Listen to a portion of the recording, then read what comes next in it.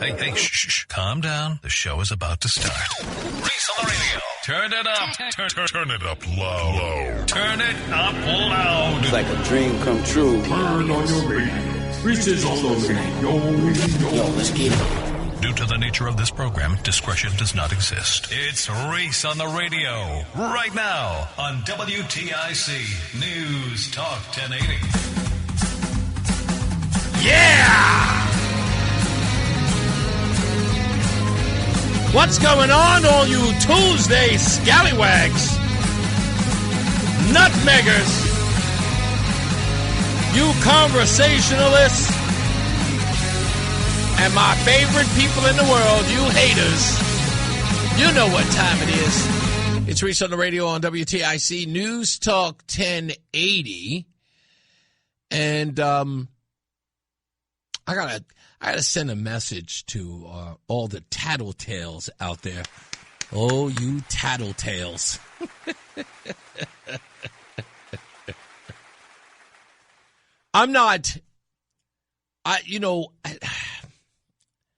I've never really understood the tattletale. I got to talk about it today a little bit. And the thing about it is that it's going to come off sexist. And I accept that people might take what I'm going to say sexist. Ladies gossip. They just do. Right? I get it. Some women want no parts of that, but ladies gossip. They want to hear the juicy details about such and such from high school. And it's okay. That's how women communicate. That's how they bond. But you fellas, I'm kind of ashamed of you. And as we say, if it don't apply, let it fly. But if you're getting a little, as we like to say, booty hurt by hearing it, that means it applies to you. If you're taking offense. And I know a lot of my liberal friends, and especially those in the African-American community, they're very sensitive. All right? And African-American men, as of late, they do a lot of gossiping. They just do. I don't know, it's because they were raised by single mothers and they think that's how people communicate, but that's, but I'm not a fan of gossiping. Just don't. Somebody will come to me and they'll be like, hey, did you hear about such and such? I'm like, no, and I'm not interested. I don't care who it is. I don't like gossip. If you give it to me, like if you come to me and give me gossip about Roland, do you know how far it goes? To Roland. Like if you tell me, it's like, hey, did you hear about Roland? Guess who the next person I will speak to? Roland. The gossip will end with me. I'll just go, hey, Roland, somebody came to me and told me such and such. Oh, and then it gets worse. Roland will say, who told you that? And then I will tell him who told me that. Yes, I am a snitch. Yes, that's correct. Don't gossip, I won't snitch. Especially if you're a guy. Now, if you're a lady and you spread gossip, I'll just say, ma'am, sweetheart, young lady, yeah, I don't take part in gossiping. You know what would really end this gossip? Go right up to the person you're talking about and find out whether or not it's true. All right, get the information yourself. Just don't.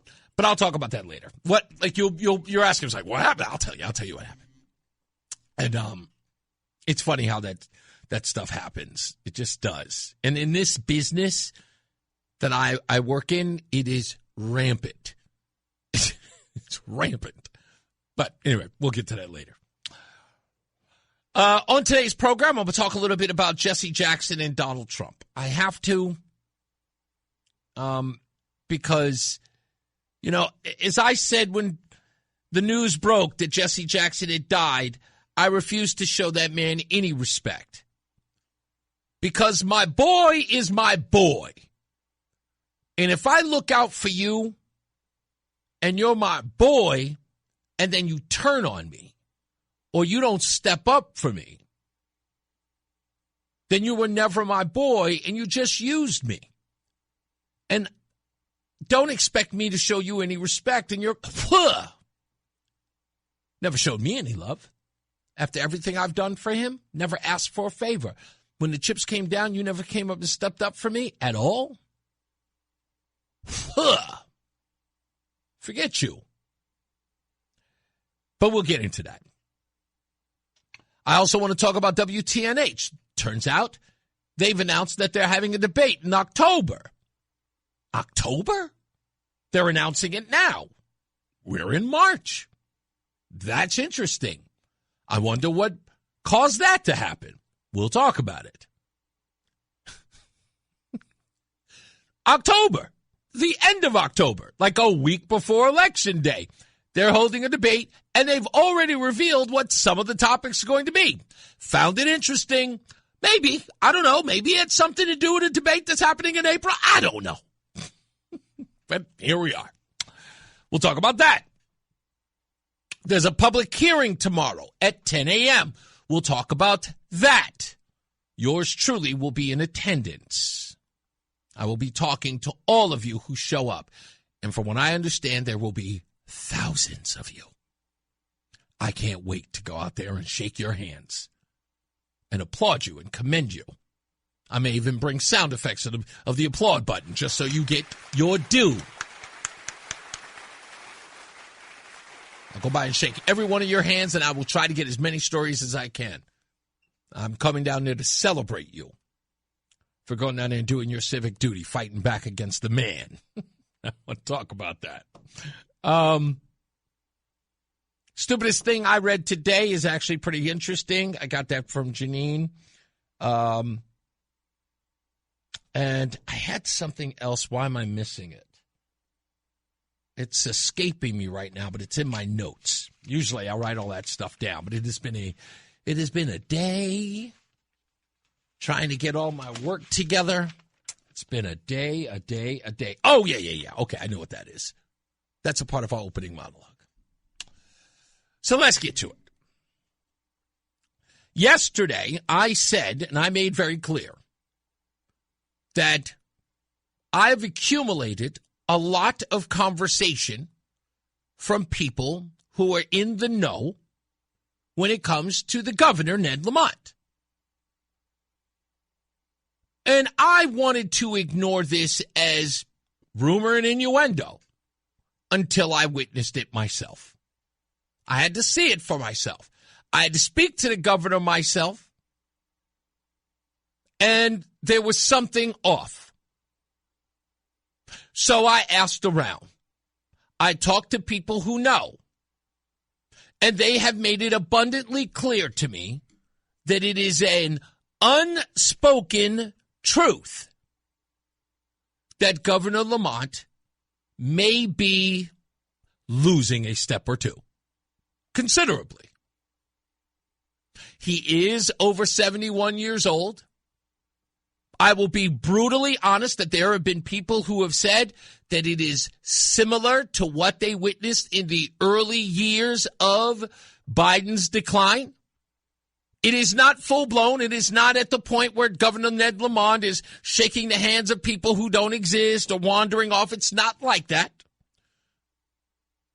But the people who are there, who are very close to him politically, have made it clear to me that there is some concern.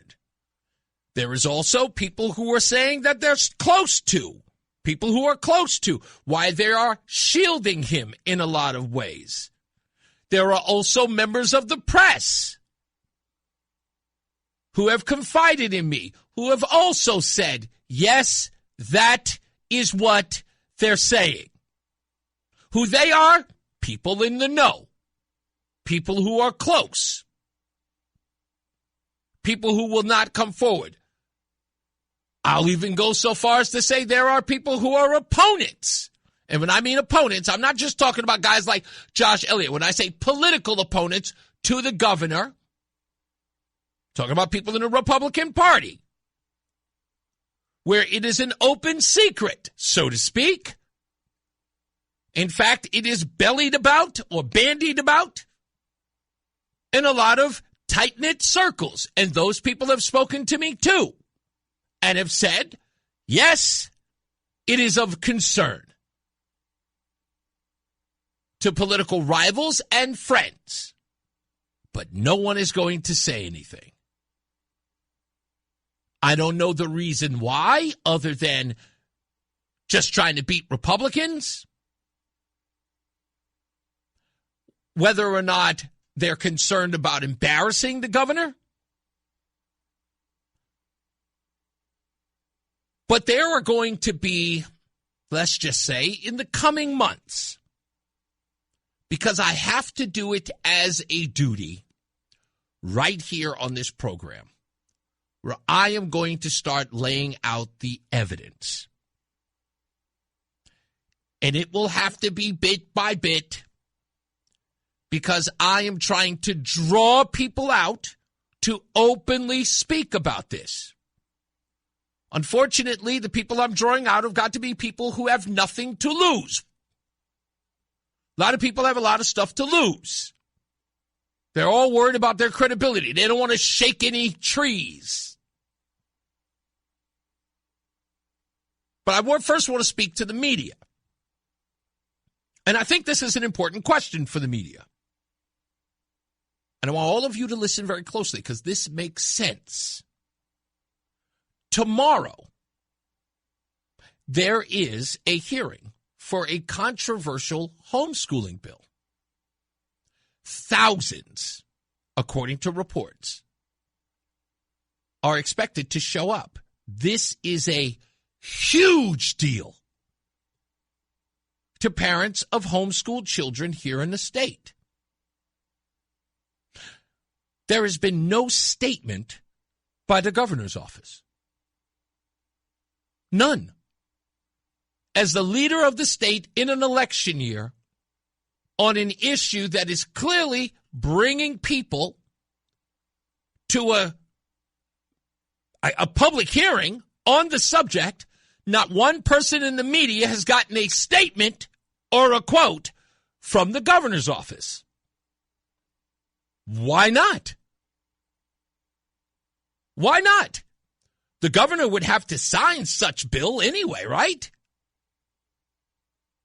It would have to come across his desk. His opinion on the matter matters.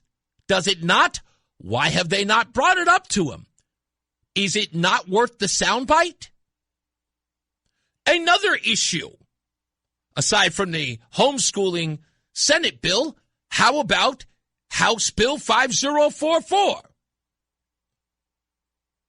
A homeschooling bill that now has a petition against it. I think it's over 15,000 signatures. There was going to be another hearing on that. Yet not what. And by the way, a bill proposed by the governor himself. And this would be, obviously, backlash to said bill that came out of his office. Yet, no one in the media has said, hey, governor, people seem to be upset about this bill. Do you have anything to say? Would you retweak it for them? Nothing. No words. No articles. I looked everywhere. Nothing. So I'm going to ask, why not? Wouldn't the governor's statements on both of these matters, considering how controversial they are, wouldn't his voice be an important one? Why are they shielding him? Is it because they know this isn't good for him? Or perhaps he's not responsible. Maybe he didn't write this legislation. Maybe someone on his staff. Bringing it back to the whole Biden thing. Again, not saying that he is at that Biden level, because trust me, that Biden level was serious. I'm not saying the governor's anywhere near that. But I'm saying that there's, according to people, traces of that, allegedly. In my view, it looks like shielding. Why would there be any? It's an election year. We have a lot of issues in the state. We have viable candidates who are very popular running against him. This is a storyline. there is controversy. The people are standing up against the government. The government is involved in what can only be described as overreach, and no articles, no questions to the governor about them. Is the media saying to the public, we don't care that you have opposition to these bills? We're not going to bring attention to them? It doesn't make sense. When they had the emergency session, everybody was covering it. But yet these stories that people, and again, we're going based upon online movement on a story. And there is a lot of online movement on this. Still, reporters, hell, even the governor's office isn't getting ahead of it. Why not? Not even a tweaking of the messaging or a tweaking of the law at all. I can only assume that there's some protection going on here. And if it's not happening in the media, it's happening in Governor Lamont's office. He should be out everywhere on this. And it should be demanded that he does. So we'll start. Governor, I don't care whose program you go on. This isn't about me. Go on Brian, go on Dennis House's, go on Fox 61. Who cares? Drop a statement. Make sure you write it, but drop a statement. You have the bully pulpit, sir. Say something before this hearing that happens tomorrow, where, again, thousands are supposed to show up. They had to shut it down after 24 hours. They're going to shut it down after 24 hours because so many people want to speak on this. Do you not care? Are you that arrogant? I doubt it. I doubt it. Governor, you said that it was coming to the point where you couldn't even be a moderate anymore. And then everybody said that you went, for some odd reason, extreme left. So which is it? Is it you going extreme left or somebody else pulling your strings? Because both of those bills alone seem pretty leftist to me. Doesn't seem very moderate. And your silence, well, that's evident too. We'll come back. More news on this when we return. It's Reese on the Radio. Fan of WTIC? Then do us a favor. Download the free Odyssey app and favorite WTIC. I'm going to ask a favor. And we'll work out, whatever the cost is. But if you know someone with one of those mobile billboards, the little digital billboards that they have, if you know someone in Connecticut with one, preferably in the Hartford area, send them to ReeseOnTheRadio.com. That's REESE ontheradio.com and get me a message. If you know one of these mobile billboard companies, I need them for a project that I'm going to be doing later this month and throughout the warm weather. I'm going to try to do it every other weekend. Roughly about 3 to 4 times a month I want to do this. I need to find out what it is, and here's the plan. It's the mobile billboard that I can sort of, however they do it, so they can upload the message that I want to put on it, and I'm going to go through some of my favorite neighborhoods. You'll know it when I mention it. We'll even tell you when we're going to be there. Because we are going to put a theory of mine to the test. And that is who is and who isn't informed about the issues that many of you are already involved in. And get those people energized, if not exercised, about these issues too. And if you know someone with one of these billboards, these little mobile billboards, it's got a little truck and it can drive, And we'll show up and we'll put the message on there and we'll ask people. We'll take surveys. We'll ask them questions, all that good stuff. And we'll do it during, the weekend.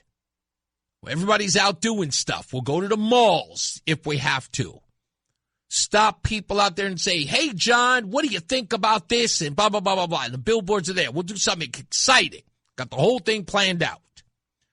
So if you know them, just hit me up at reeseontheradio.com. Go down to the comments section and hit me up. I'm looking for you. Mobile billboards.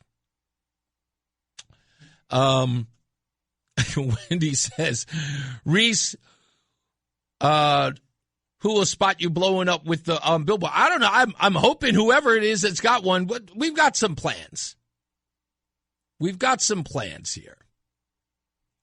And I think that you'll like them. And we'll announce them where we're going to be, too. Wendy says, curious why the governor has been silent over the homeschooling situation. Yes. In fact, he has been vocal about it before. And again, it's curious. The bill about, 5044, the vaccination bill, which in essence gives power, singular power, to one person, cuts out all the bureaucracy, no more panel discussions, nothing. He was the person who proposed the bill. It's his. No comments on it. It's been hugely controversial. It's not like these newspapers and news programs don't know the conversation is being had and that people are concerned about it, but no one has called the mayor. And I know you've all got his number. I know you all hobnob with him. Several reporters were seen on camera walking with the governor. Hey, governor, ha, ha, ha, laughing it up. A lot of people are ticked off about it. I know Mark in West Hartford is mad. He is animated about it. But no one even bothered to ask a question, even off the record.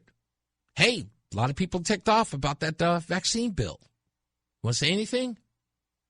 Not even asking. Again, I wonder why. I don't know. I just thought it was interesting. I need to say something about this because I mentioned yesterday that I was going to talk about this today.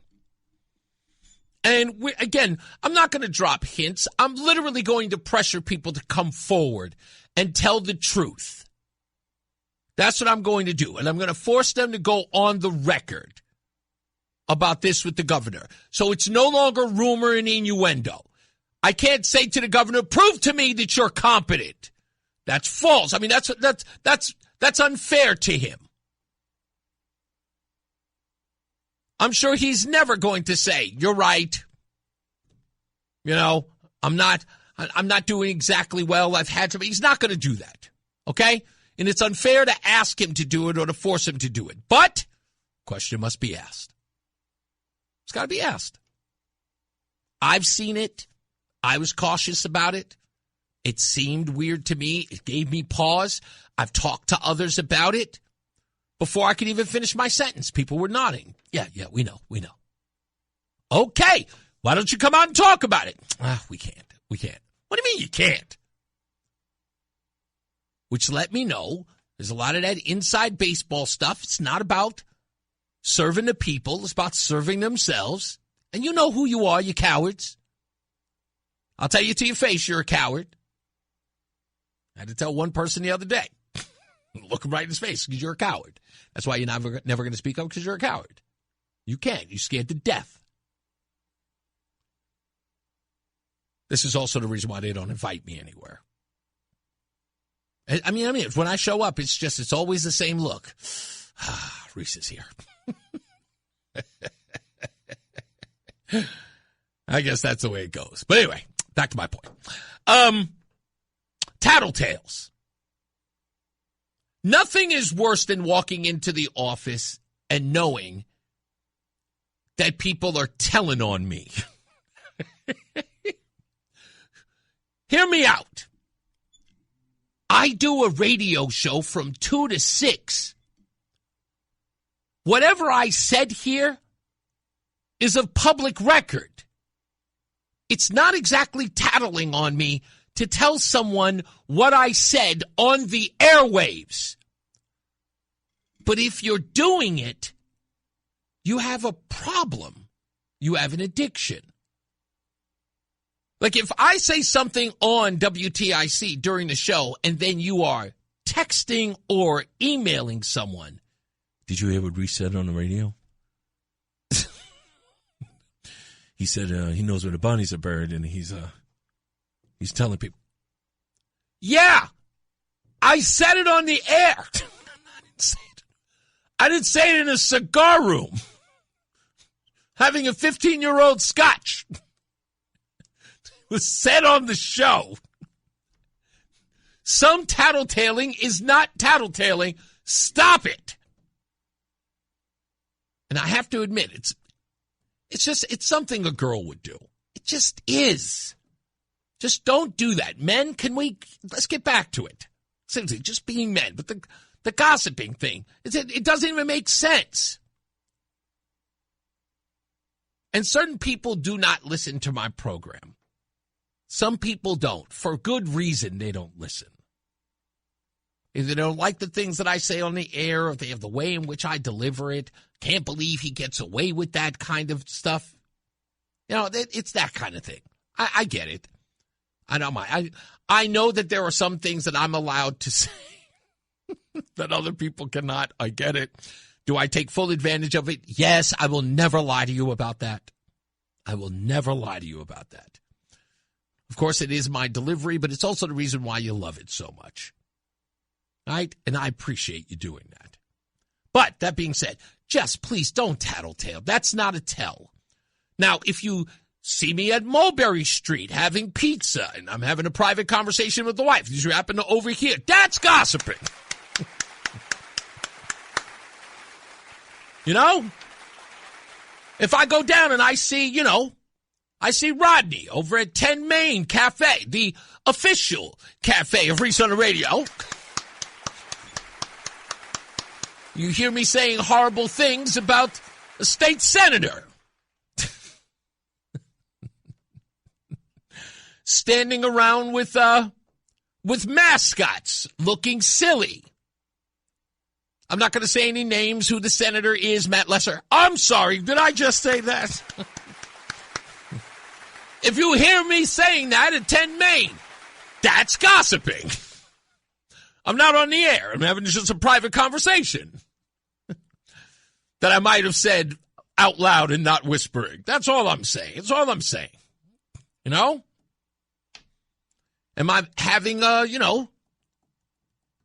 me see, seltzer with lemon, with the owner Dana at Stadium 15. Well, we're gossiping, about other state senators and, how feckless and corny they are, then that's different. You saw me at a restaurant talking to the owner, talking smack. That's different. That's gossiping. But if I said it here on the airwaves, it's not gossiping. It's me on the airwaves talking to you. So can you guys stop doing that? Just don't. It sounds like tattling. Like what are you telling them for? Do you think they're going to come to me and they're going to go, Reese, I heard you saying this. So? Just don't. Just don't do it.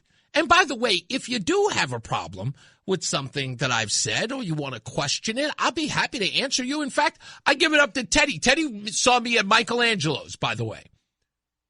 Teddy, beautiful guy, kind guy, looks like Santa Claus.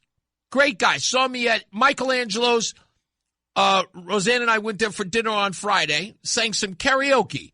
As soon as I walked in, he said, excuse me, sir, are you Reese on the radio? I said, yes. You know what his next question was? You said if we asked, you would tell us. And I said, I thank you for asking. And if you see me someplace, because I'm all about town, I'm a man about town. If you see me and I say, hey, if you see me in the street, ask me a question about something I didn't say on the air, I'll be happy to tell you. Be happy to tell you. I'm not a gossiper. I'll just tell you exactly what's on my mind. I know there are some things that I cannot say on the air. for obvious reasons. But if you ask me, I'll tell you. You know? I wonder where I'll be. Let me see. Tomorrow. Oh, yeah, that's right. You can see me tomorrow. I'll be at that I'll be at that hearing at 10 o'clock. I'll be coming to see you. You are the stars of that event. Don't make it about me. I'm coming to hang out with you. We'll talk about that a little bit as well. In fact, in the next break, next hour, we'll talk about that public hearing and where you can go and the thousands, if that, are who are showing up.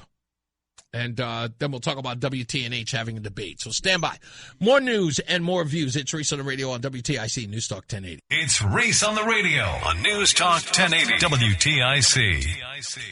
All right, got a couple of minutes before we get to the top of the hour. I'm going to talk about the relationship between Jesse Jackson and Donald Trump versus all the people who spoke at his funeral. And I've got this thing about friendships that have made me incredibly reluctant to have them. Roseanne likes to tease me a lot, when we talk about friends. I was like, my friends wouldn't do that. She goes, you don't have any friends. Like, I have friends. I do. I have them now. I didn't have them for a long time. But there's a reason why I didn't.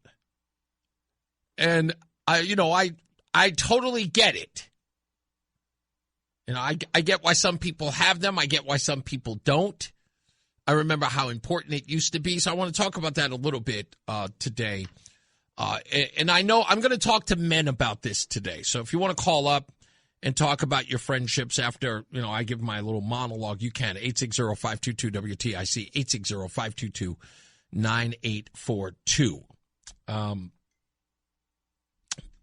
There was, yes, I have to read this because this long breakdown of Deborah, what's her last name? Why am I forgetting her last name?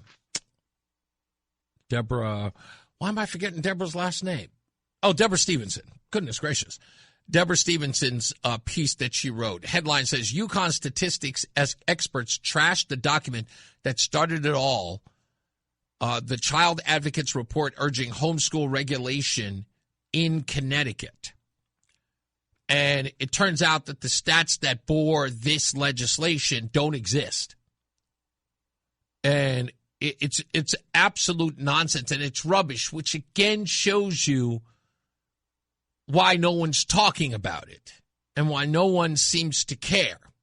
Parents are fighting tooth and nail to fight this. In fact, I was talking to Morgan Cunningham this morning, and he says he believes that regardless of the reaction, it's still going to pass. I tend to agree with him. However, I don't think it'll probably become law. I do not think that it will ever be enforced. But I do expect this to be a Supreme Court issue.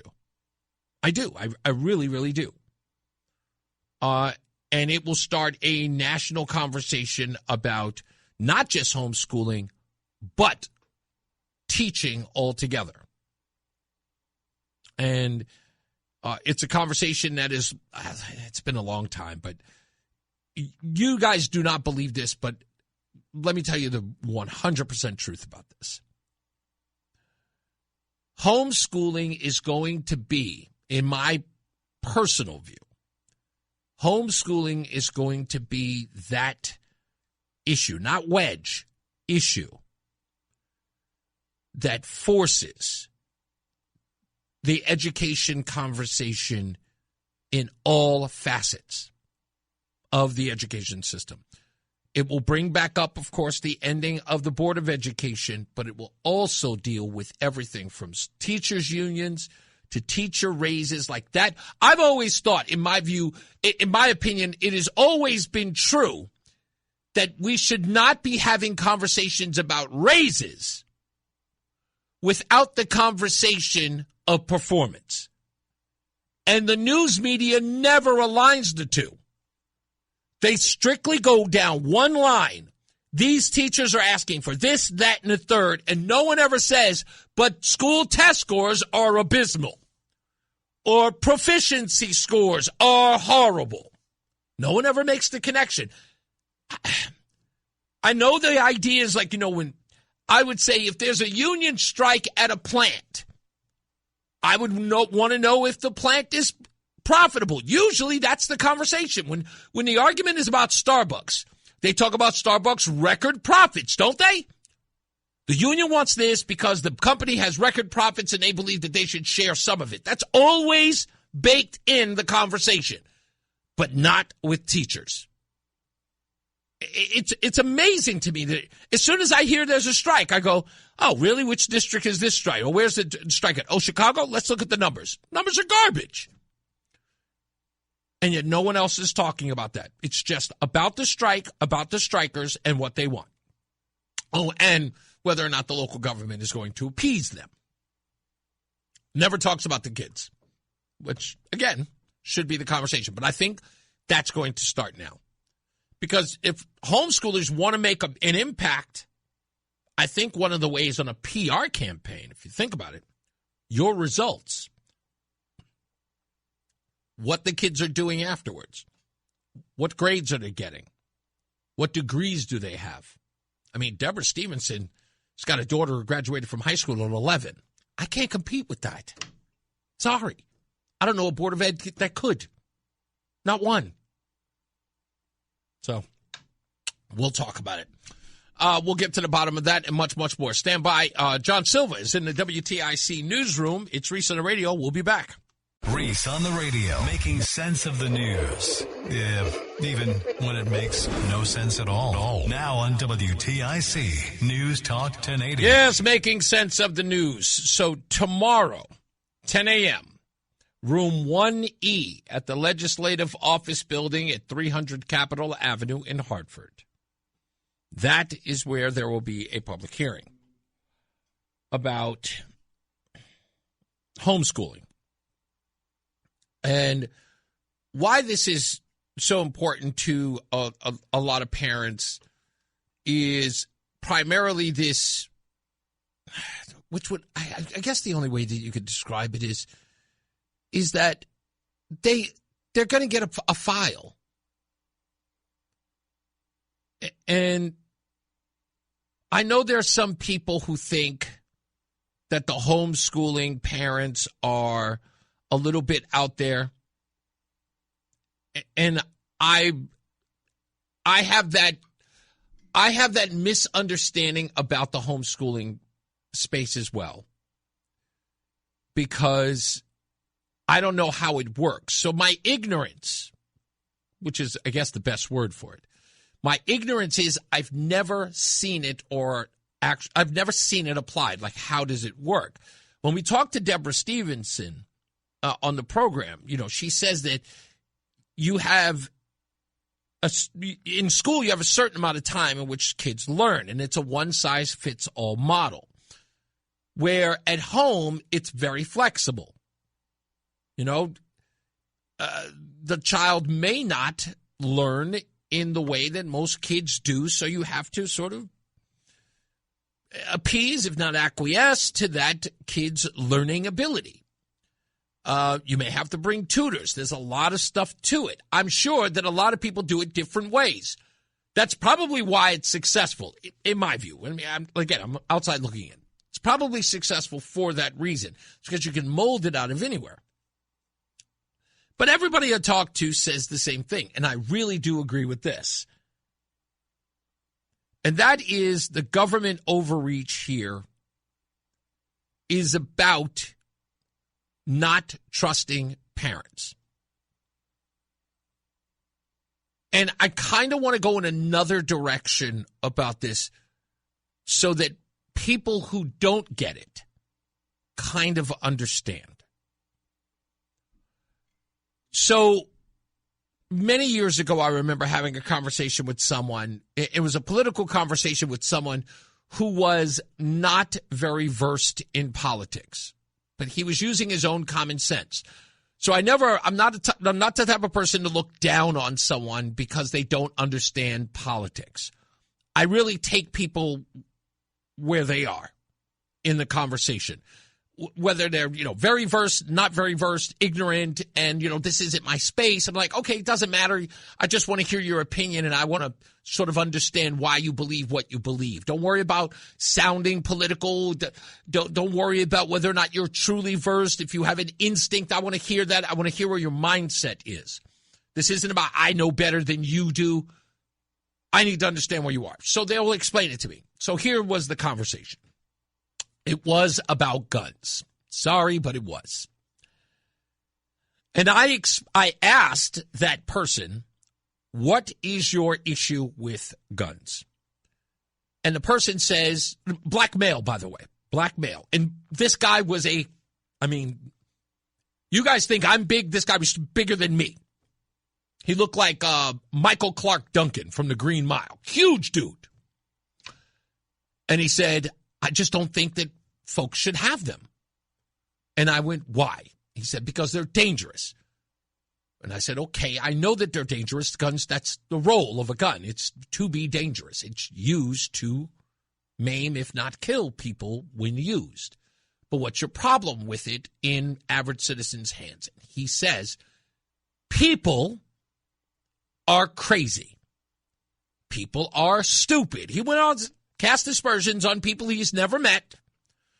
People get a gun, he says, and they think that they're all powerful. He saw them as instinctively nefarious with a gun. In essence, they had a sense of just being normal people, and when you put a gun in their hand, I've got to kill. That's what he saw people as. And folks, I kid you not, there are a lot of people who are like this. This is not isolated. They just don't trust human beings left to their own devices. And if you give them a weapon, they will use it, especially a gun. Politicians are very much like this. Sadly, a lot of politicians are like this. Regardless of their ideological stripe, a lot of them are. Libertarians, not so much. They're kind of I always call the libertarians a little bit of wacky. So, like, who cares? If they want to do heroin, let them do heroin. They're a little, hands-offish. It's like, live and let live. Yeah. Which, again, a little concerning to me. Not that I believe that politicians should have all the control. I just do believe that on certain things there should be barriers, Like, I can say, yes, you should have your Second Amendment right to have a gun, but I'm not libertarian enough to say, hey, you want to shoot him? Go ahead. I'm not that guy. You know what I mean? But there are people out there who are like this. Sad part is that I wish it just wasn't guns. They are like this with a lot of things. And if you ask them, if they're brutally honest, they will tell you. Can you trust parents with their own children? And they will tell you no. They will. And they'll even make the argument, and you heard it during COVID. You did. People were saying, we are the professionals. We are the educators. We went to school for this. You are just the bringer of children. Melissa Harris Perry, folks. I guess I'm going to have to look her up. Forgive me. For some odd reason, this woman always pops up. Here she is, Melissa Harris Perry. I just pop in there, and I love it because it just, there it is. Let me see if I can play her here. We have never invested as much in public education as we should have because we've always had kind of a private notion of children. Your kid is yours and totally your responsibility. We haven't had a very collective notion of these are our children. So part of it is we have to break through our kind of private idea that kids belong to their parents or kids belong to their families and recognize that kids belong to whole communities. Once it's everybody's responsibility and not just the households, then we start making better investments. Now, that's from an MSNBC 2012 ad campaign promoting the network called Lean Forward. And that was Melissa Harris Perry saying that collectivism, you Your children no longer belong to you. Right? Because you remember Hillary Clinton. It takes a village. That's the little soft rub, if you will, sort of taking that power. Because, look, folks, these children, to a lot of folks, are weapons for their cause. Their minds are weapons to them. Don't believe me? Go online right now and just type in students attend ICE rallies. How many will you find? Endless ones. Teachers take children out for anti-ICE rallies. They're everywhere. You know it. They've been here in this state. You know it. Why do you think the gender ideology issue was so pervasive here in the state, inside the classroom? There were teachers who were having mock gay weddings in the classroom. Why? Why is that indoctrination important? Because those people grow up to be voters. Get them early. They are all weapons. And if they're in the parents' hands, because why would the parent take the child out? It's obviously because the school isn't interested in educating them, other than on social issues. They're not teaching them math or reading or writing, any of those things. They got rid of cursive. They're obviously not keeping their kids healthy because they got rid of social studies. I mean, that's physical education. They got rid of that stuff. Right? That stuff had to be brought back by the Maha movement. These kids are their little weapons. They can't be left to their parents. Because what are the parents going to do? Parents are going to teach them values, their own values. And teachers' unions and politicians, what are they saying? Listen, we've got plans for these kids. These kids are our future leftists. They are going to change the world, and we are going to engineer the next generation. Come on, ask Martin Looney if I'm kidding here, if I'm lying. Ask any one of them if I'm lying here. That part of the reason why they don't want anybody homeschooled, because generally, what do you have when parents are homeschooling their kids? Usually, if they're not religious, they're incredibly conservative. They obviously show opposition to some of the things that their children are being taught in classrooms. They don't want to subject their children to some of the indoctrination that's happening, right? Kids are coming home and saying, I know a boy who thinks he's a girl. I'm sorry, what? Yeah. Tom is now Thomasina. What are they doing in the classroom? Today we had a mock trans wedding, and there was a transgender story. What? Parents were showing up at schools. Parents are like, you guys got to do something about it. And sure enough, the school boards were like, screw these people. They even enlisted the federal government to go after them. So parents heard that and said, nah, we're out of here. So what do you think guys like Martin Looney say? How can we stop them? Hey, we have a boy who's been held captive for 20 years. And we've got a little Hispanic girl who's found dead behind an abandoned house. Yes. They both had DCF files and homeschooling. That's right. There's the common denominator. That's what they're doing. Tell me ask any one of them. Parents cannot be trusted with their own values. Those kids are going to grow up independent of a school system that wishes to indoctrinate them, to turn them into mind-numb robots. Right? And here's the crazy part. You think I'm crazy? Try this on for size. Go into the black community. Hartford, Bridgeport, New Haven, wherever, Bristol. Go to them. Ask them the same question. Hey, do you believe the education system is trying to indoctrinate your children and turn them into a bunch of workers who follow the rules?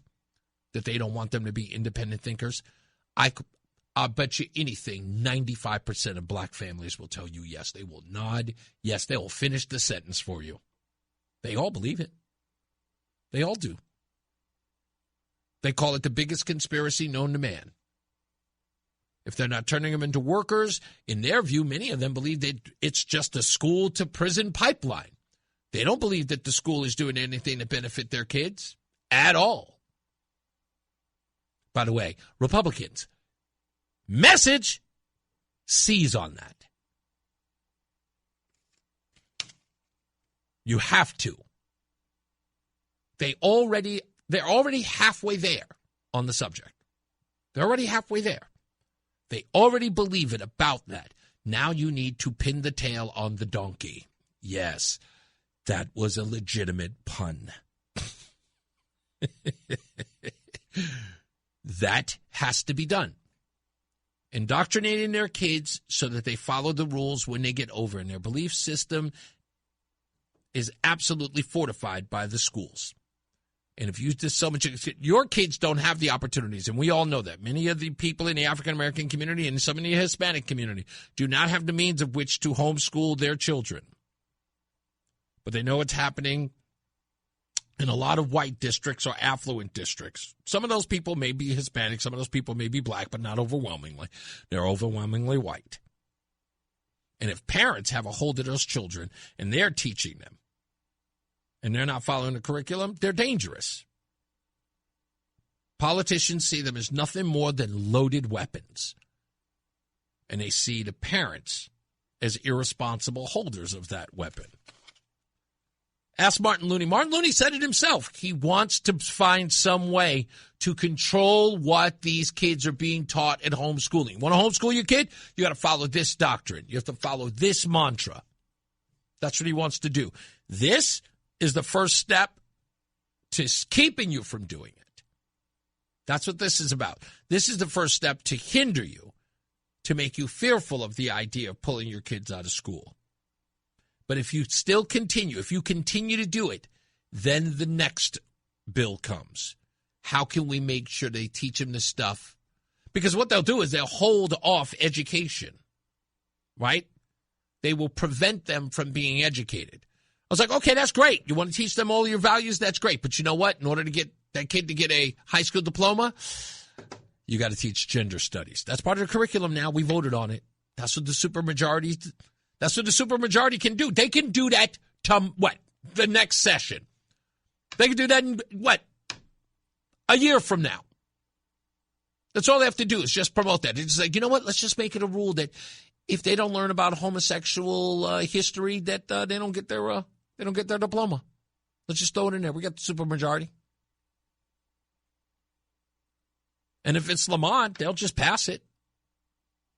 And your kids will have to. Look, if you don't think that they're bold enough to do it, look where we are today. If you don't think they've got the chutzpah to do something like that, where are we today? Huh? They are literally governing like nothing can stop them. They are a runaway train of liberalism. And they've got a very helpful news media that will do nothing about it, not even have the conversation, not even debate it at all. Not even consider the opposition. They have rendered them useless or not worth having the conversation about. Just like, why waste the ink? They have the supermajority and they're going to do what they're going to do. So, like I said, I'll be there tomorrow, 10 o'clock. I will hang out with you. I'll do about an hour, hour and a half. I may do 2 hours, but I will get there. I'll be there roughly before 10 o'clock. I'll be setting up early, waiting for you guys to get online because there will be a line. I'm expecting all of you to be there. So if you want to hang out with me and say hello, I might bring Roseanne. I know you like her more. I might bring her out there to come say hello. But if you're going to be out there, I'll be out there. And I told you. During moments like this, I'm not just going to sit behind the desk and raise all Cain. I'm going to go out there with you, so I'll see you tomorrow. We'll talk about this and much, much more with your phone calls at 860-522-WTIC. It's Reese on the radio. Listen to WTIC News Talk 1080 on the free Odyssey app. Download and like WTIC today for alerts on special programming. Hey, guys, we are back. Reese on the radio. I will get to the phones in a second, but I want to share this with you. It was just released that WTNH News Channel 8 is going to be hosting the 2026 Connecticut gubernatorial debate at the annual convention. So according to this, they're going to hold a debate for the Democrat and the Republican. And this was a part of their press release, and I thought this was important to mention. It says, potential high-profile issues facing the candidates. First is affordability and cost of living. Strategies to address rising household costs, wage growth, tax burdens, and economic competitiveness. Education and workforce development. Ensuring high-quality public education, strengthening workforce pipelines, and aligning funding systems, including education cost-sharing with student needs and economic realities. Housing and economic growth, expanding housing opportunities, supporting job creation, and balancing statewide priorities with community needs. State and local fiscal stability, promoting responsible budgeting, long-term pension stability, and sustainable funding structures. Infrastructure and climate resilience, investing in transportation, flood mitigation, energy reliability, and climate adaptation in order to protect residents and support growth. And last, public safety and health care, strengthening support systems, enhancing resources, and investing in patient care to meet rising demands while also ensuring systems accountability and effectiveness. Now, why am I mentioning this? To the average citizen who is not very political, you would find nothing wrong with that list. But there are a lot of problems with the list. I hope WTNH rethinks these questions. I know they write that there are potential high-profile issues facing the candidates, but they should have never given descriptions. Their descriptions are all leftist positions. There is nothing moderate about them at all. And WTNH should consider it. Read it again. Whoever your copy editor is, read it again. I am not a partisan hack here. I know why you're asking the question, or at least you're bringing them up in the way in which you are. This is nothing more than an opportunity to kneecap the Republican candidate, should these questions be asked. I can go straight to promoting responsible budgeting, long-term pension stability, and sustainable funding structures. I love the housing and economic growth. Expanding housing opportunities? To whom? Supporting job creation? Supporting job creations? Well, that would imply that the conversation is going to be about lowering taxes. Is that a part of the agenda here in Connecticut? It's never been.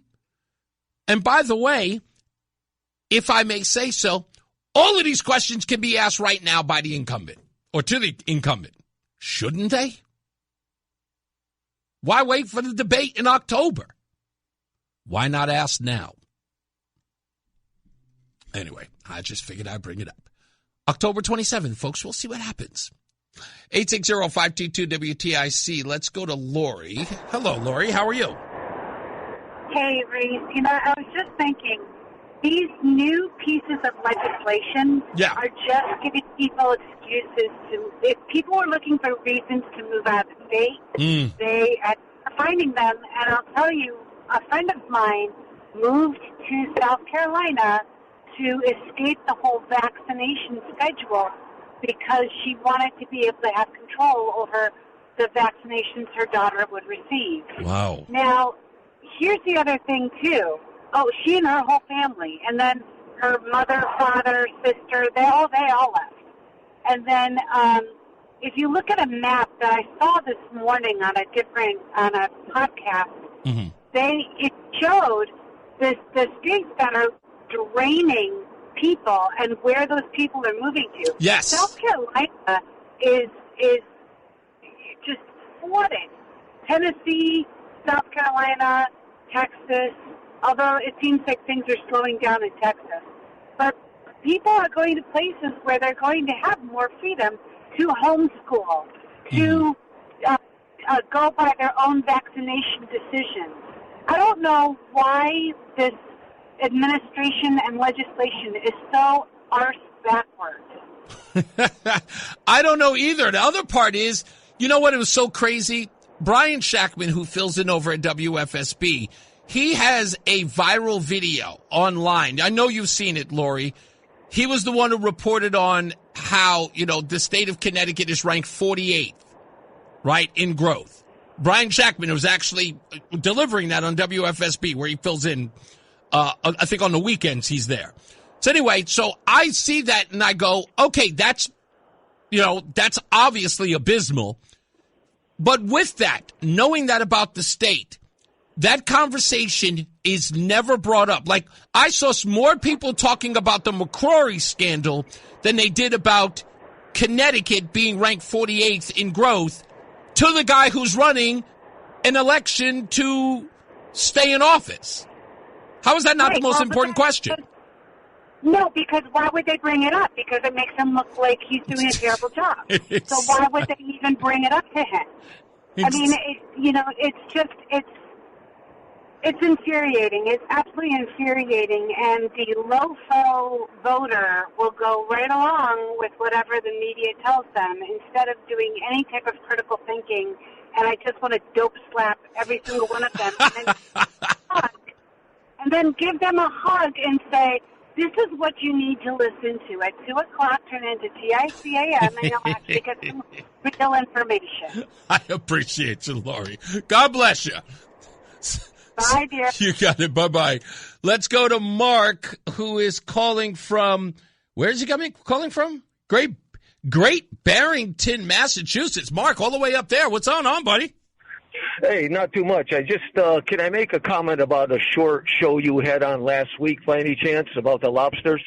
Oh, yeah. There was right. So just to recap, what Mark's talking about was there was a gentleman who called in about the reason for the lobster shortage, I think in the Long Island Sound. Was that accurate? Yes, correct. Okay. And I lobstered with a very good friend of mine and a cousin of mine, one out of Niantic and one out of Waterford, from the middle 1970s until about 2010. Okay. And there's two main reasons why the lobsters were degraded so much. One was a disease called shell rot, and they think it was due to some kind of chemical in the water, and then overfishing, over-lobstering, I should say, because most states have a limit on the amount of pots, but the lobstermen got together with the state, and they had a historical limit. So whatever amount of pots they had at the time, they were able to keep. And I'll just quickly go over it for you. The run is from June through August, and that's when most of the lobsters are caught, and most of the pots are out. And so anyway, there was some people that had 200 lobster pots, some 2,000, some 500. So two reasons why the lobsters were degraded: the disease called shell rot and overfishing. Talk to me a little bit about the disease. Did that have any? Because a lot of people were suggesting that Plum Island played a role in a lot of that. Is that, from your estimation, are you saying that there's no truth to that, or not as evident as what really happened there in your estimation? Yeah, I don't know a whole lot about what supposedly happened from Plum Island. Okay. But there was some chemical that got into the water system over the decades, and there was no mention of Plum Island ever. Okay. So all I heard was shell rot and overfishing. Look at Maine. Talk to me about shell rot. I don't understand what that. I'm not familiar with the term. Well, it's a disease that affects the shell, and it first shows up as a little spot on the outside of a shell. Mm-hmm. And then as it progresses, it almost looks like somebody dropped acid onto it, and it was degrading, and it would spread slowly, and eventually it would devastate the amount of lobsters. Yeah. And just as important, there was really no limitations because of that. Does it have any resemblance of like what you would consider like a flesh-eating bacteria kind of deal? Like when you said it's like acid, it sort of degraded the shell. Would you something like that? Well, yeah, you could say that, but it was a little different. But there was no doubt once it got past the stage of just a little dot and spread, the shell became uneven, and for lack of better terms, it didn't look right. Gotcha. And you knew exactly what it was. Okay. So I just wanted to get that straight. When I heard it, I says, well, that's not really the reason why it happened. It was because of the overfishing and the disease called shell rot, and who knows what else. What about the claim that he was making about a lot of the lobsters are just not as big as they used to be? Is there any truth to that from your experience? Well, put it this way. I haven't lobstered since 2010. Okay. So I really wouldn't know, but we didn't notice that aspect of it when the shell rot started. I gotcha. What got you into that business? What got you into that business? Was it just a job with your friend or? Yeah, it was a job with a cousin of mine. I had actually worked for the state while I was doing that. Oh, okay. And a very good cousin of mine and a good friend of mine were both into it, for lack of better terms. Yeah, and you're just buddies getting together and doing it. Exactly right. And one during the run, June, July, and August, my friend ran about 1,000 to 1,200 pots. Wow. And my cousin ran 200 or 300 pots. So. I guess it would have. It sounds like it's exciting. I kind of see, guys who are fishermen. They seem to love it. It's not my cup of tea, but you know what? Who am I to judge them? If that's what you love and that's what you're into, that's cool. Thank you, buddy.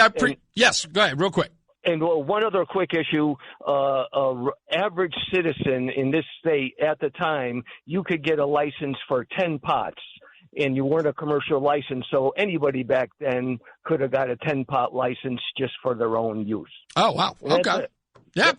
Thank you, buddy. I appreciate it. Okay. Thanks, Mark. Care. Good talking. Hey, your best show on the radio ever. Oh, Mark, thank you. That's very kind. Thank you so much. Let me go to Steve is calling from – oh, wait a minute. Hold on, Steve. Well, my bad. I didn't realize what time it was. Okay, Steve is going to hold on. We'll take a break. Thank you. I got to look up at the time now. Steve, stand by. We'll get to you in a second. We'll take a break. We'll be back. More news, more views. It's Reese on the radio. It's Reese on the radio on News Talk 1080 WTIC. All right. As promised, let me go to Steve real quick. By the way, are you guys following that story about the Iranian girls in Australia? No one's talking about that, which shows exactly how ridiculous some of these people are. Those Iranian girls are trying to not go back to Iran and are seeking asylum. And who was the person who stepped up and spoke to Australia and said to protect those girls and keep them in Australia? Do not let them go back. Yes, it was that guy, Donald J. He's a damn racist Trump. That's right. Goodness gracious, I can't believe these people. Steve is in Haddam. How are you doing, Steve? I'm doing good. So I was one of the recreational lobster guys. Oh, okay. And I did that in the 90s and into the 2000s until this, what they called the blight came. Okay. And the shell disease. Okay. So the whole science behind it is kind of like the dequat thing. Oh. Where the state had decided that they were going to control these mosquitoes that were down on the shoreline. Okay. So they had these blocks of insecticide that was called Scourge. And they would go to the catch basins that would be down near the shoreline. These structures hold water, and the mosquitoes breed in there. And they would drop these blocks of insecticide poison into these catch basins, and then that would leach out into the sound, into the tidal water and whatnot. And it turns out that, lobsters are closely related to bugs. They're like very close genetically. Mm-hmm. So this chemical was persistent, and it didn't necessarily kill them. It just weakened them. Right. And okay. Once they were weakened, then their shells would become susceptible to this other problems. Is that the cell? Is that the shell rot the gentleman Mark was talking about?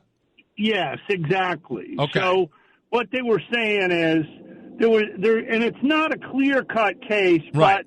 But whatever it was, Steve, it wasn't a natural occurrence, is what you and Mark are saying. Weird.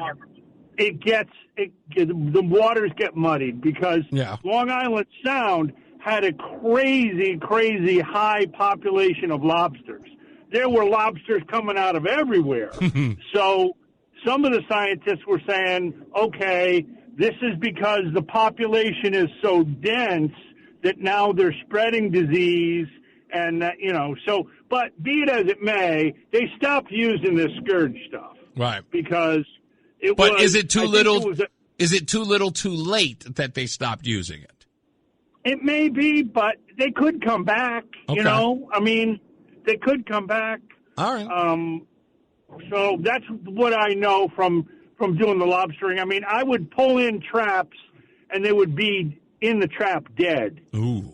So they were live enough to make it in there, but they were weak. And it affected the meat too. The quality wasn't that good when they had these shell problems. It's interesting you mentioned the whole DQuat thing. There's an article that I've read that Jeff Cordisco sent to me. He's the guy who runs the Eco Harvesters. We've had him on the show, and he sent it to me. And what you're talking about is very interesting because there's a bald eagle component in this as well with these chemical uses to get rid of things like hydrilla and other stuff, as you were talking about getting rid of bugs, that these people claim doesn't have any effects on the natural wildlife. And it sure turns out that it does. And it's only after the fact that they quit doing it that the damage is already done. But you think there's a possibility of a return of lobster. If you had to guess, how long do you think? I don't know. They're a slow-growing animal, sure. So maybe 10, 20 years. Okay. I bet look, I'll take it as a homework assignment. I'll go do some research, and I'll call you back with some information. Steve, I'd love it. Tell you whether they have rebounded or not. Yeah.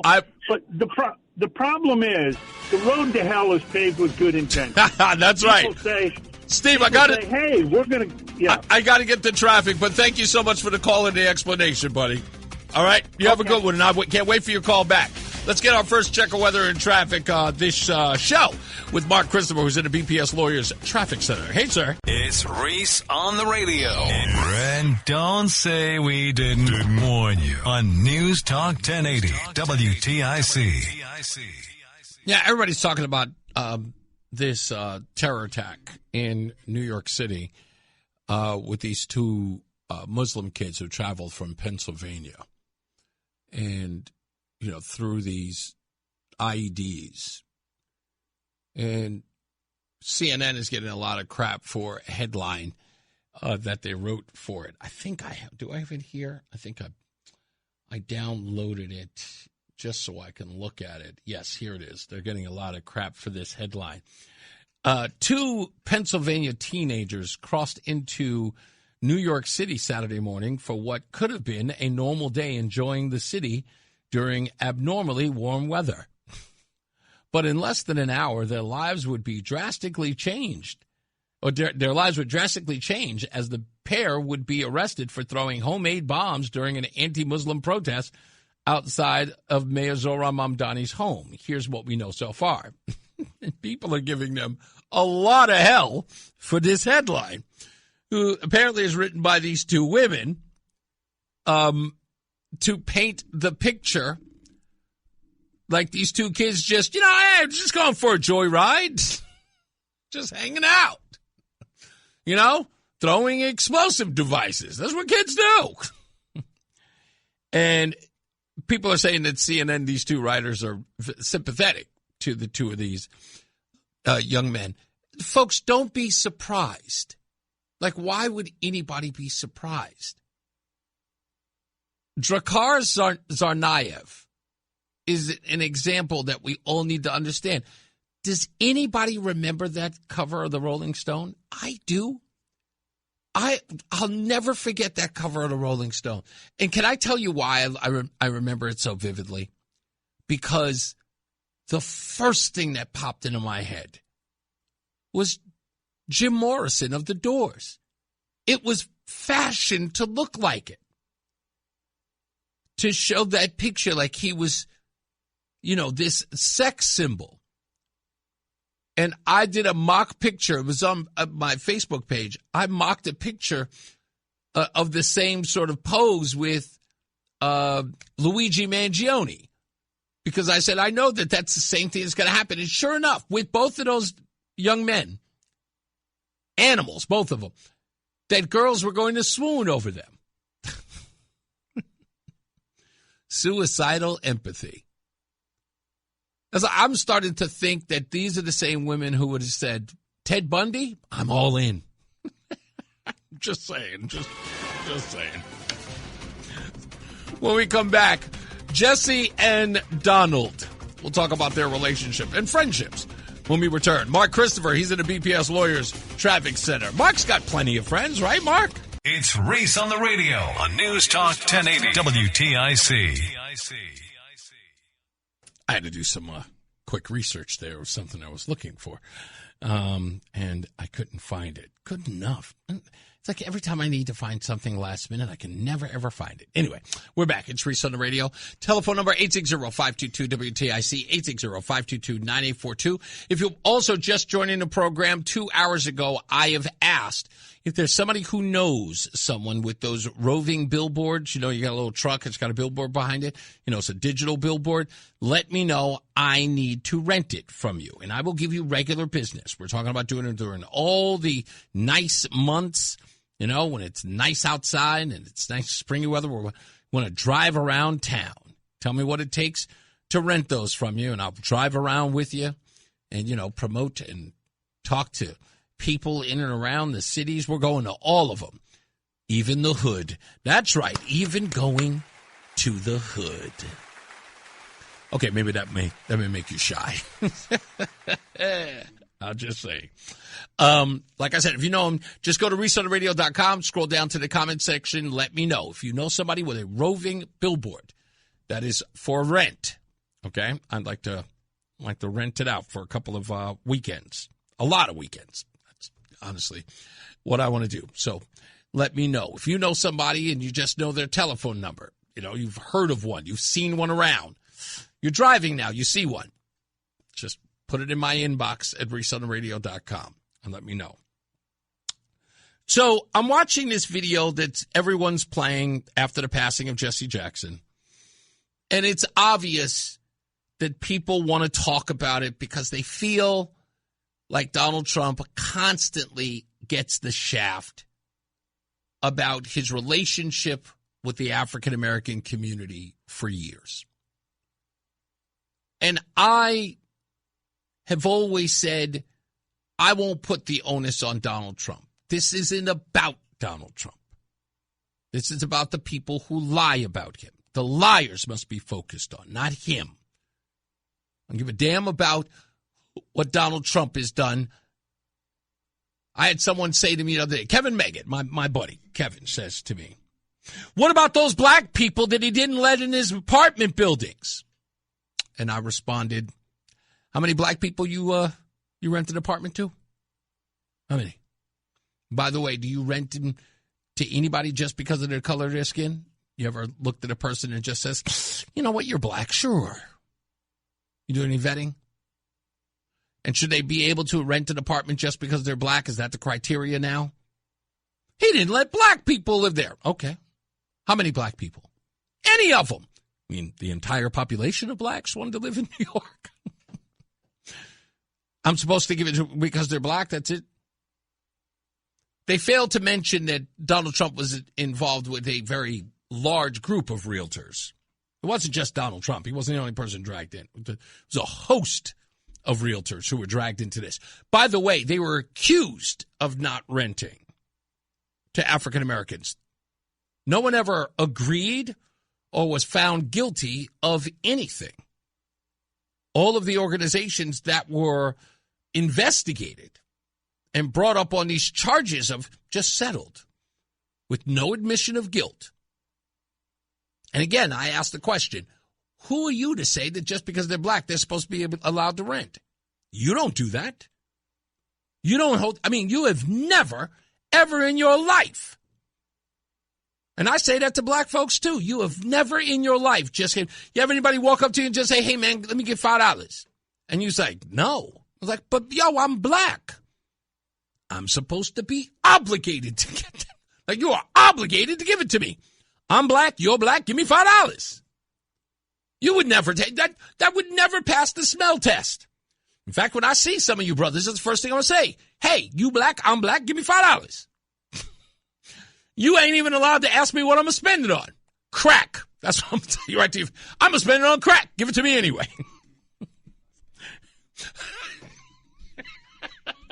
Roland said, you can't buy crack for $5. How do you know? I know some people. Anyway, my point was, people ignored a lot of things about Donald Trump. I even get these other bozos. It's like, what about that full-page ad did he put out in all the newspapers? Yeah, what about him? People said he put out an ad against the Central Park 5. No, he did not. Yeah, that's right. No, he did not. Go look it up. Come on. I test my wits against yours. He did not. He put out a full-page ad about returning the death penalty because of what took place in Central Park when that jogger was assaulted. And because of the epidemic of wilding that was happening in New York. It wasn't just the Central Park's 5. It was a lot of wilding. In fact, several newspapers had the headline, Wildin'. It was an epidemic. It was the Negroes Gone Wild epidemic. It was. We had girls gone wild, Negroes gone wild. That's what it was. Come on, we all know it. We all know it was true. You don't have to be mad about it. Just a fact. We deal with the truth here. Anyway. But that happened in 1988, 89. In 1999, Jesse Jackson, who, by the way, never publicly admonished Donald Trump for those ads, never, at all. Al Sharpton, too, never said a word about those ads. Both of those gentlemen were prominent. They were prominent public figures. Hell, Jesse Jackson had been around since the 60s. But never. But Jesse, sure enough, in 1997, went over there and talked to Donald Trump and asked him, hey, I think we need to get down on Wall Street. Here's that exchange. This is Jesse Jackson talking about Donald Trump. In fact, hold on, let me make sure I get the transcript here because you might not be able to understand Jesse here. I'm sorry, he had a speech impediment of sorts. So I will get I'll get the transcript in front of me. But here it is. Jesse Jackson, 1999, talking about his relationship with Donald Trump and giving him office space at 40 Wall Street. I now want to bring forth a friend who, when we opened this Wall Street project and we talked about it, he gave us space at 40 Wall Street, which was to make a statement about our having a presence there. And beyond that, in terms of reaching out and being inclusive, he's done that too. And created for many people a comfort zone when I ran for the presidency in 84 and 88. Okay. So I know, like I said, he's got a speech impediment. I apologize. He says, now I want to bring forth a friend who, when we opened this Wall Street project and talked about it, he gave us space at 40 Wall Street, which was to make a statement of our having a presence there. And beyond that, in terms of reaching out, being inclusive, he's done that too.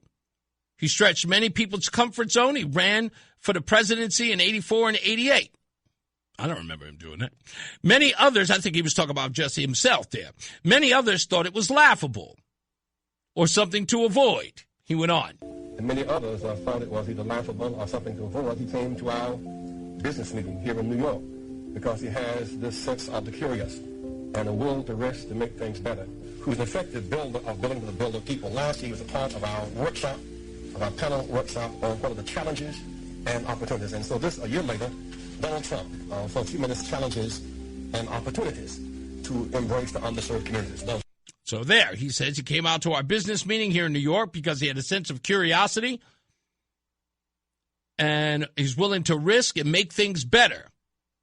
Who's an effective leader of buildings and with people. Last year, he was a part of our workshop panel, a workshop on the challenges and opportunities. So this, a year later, Donald Trump, and for a few minutes on the challenges and opportunity to embrace underserved communities. Well, it is an honor to be here, and I was with Jesse last year, and we had a lot of fun, and it was a little different. Jesse started off by saying, most of the wealth in this country is in the hands of a few. And I thought to myself, is that a bad thing? What's wrong with that, Jesse? And he said, listen, I want some office space in your building on Wall Street, because the wall on wall will fall. And I said, it's okay, Jesse, I'll make a good deal with you. I'll get you some space. You'll pay about $40 a foot. And he said, no. I don't want to pay 40. I said, how about 30? No. It was the cheapest deal I ever made in the history of 40 Wall Street. Is that right? He got it for nothing. He's a very tough negotiator. We know that, right? Right, he's a terrific guy. We love him, and I'm here for. Now, here's where it gets interesting. It's what Donald Trump says. He says, I know him and I love him.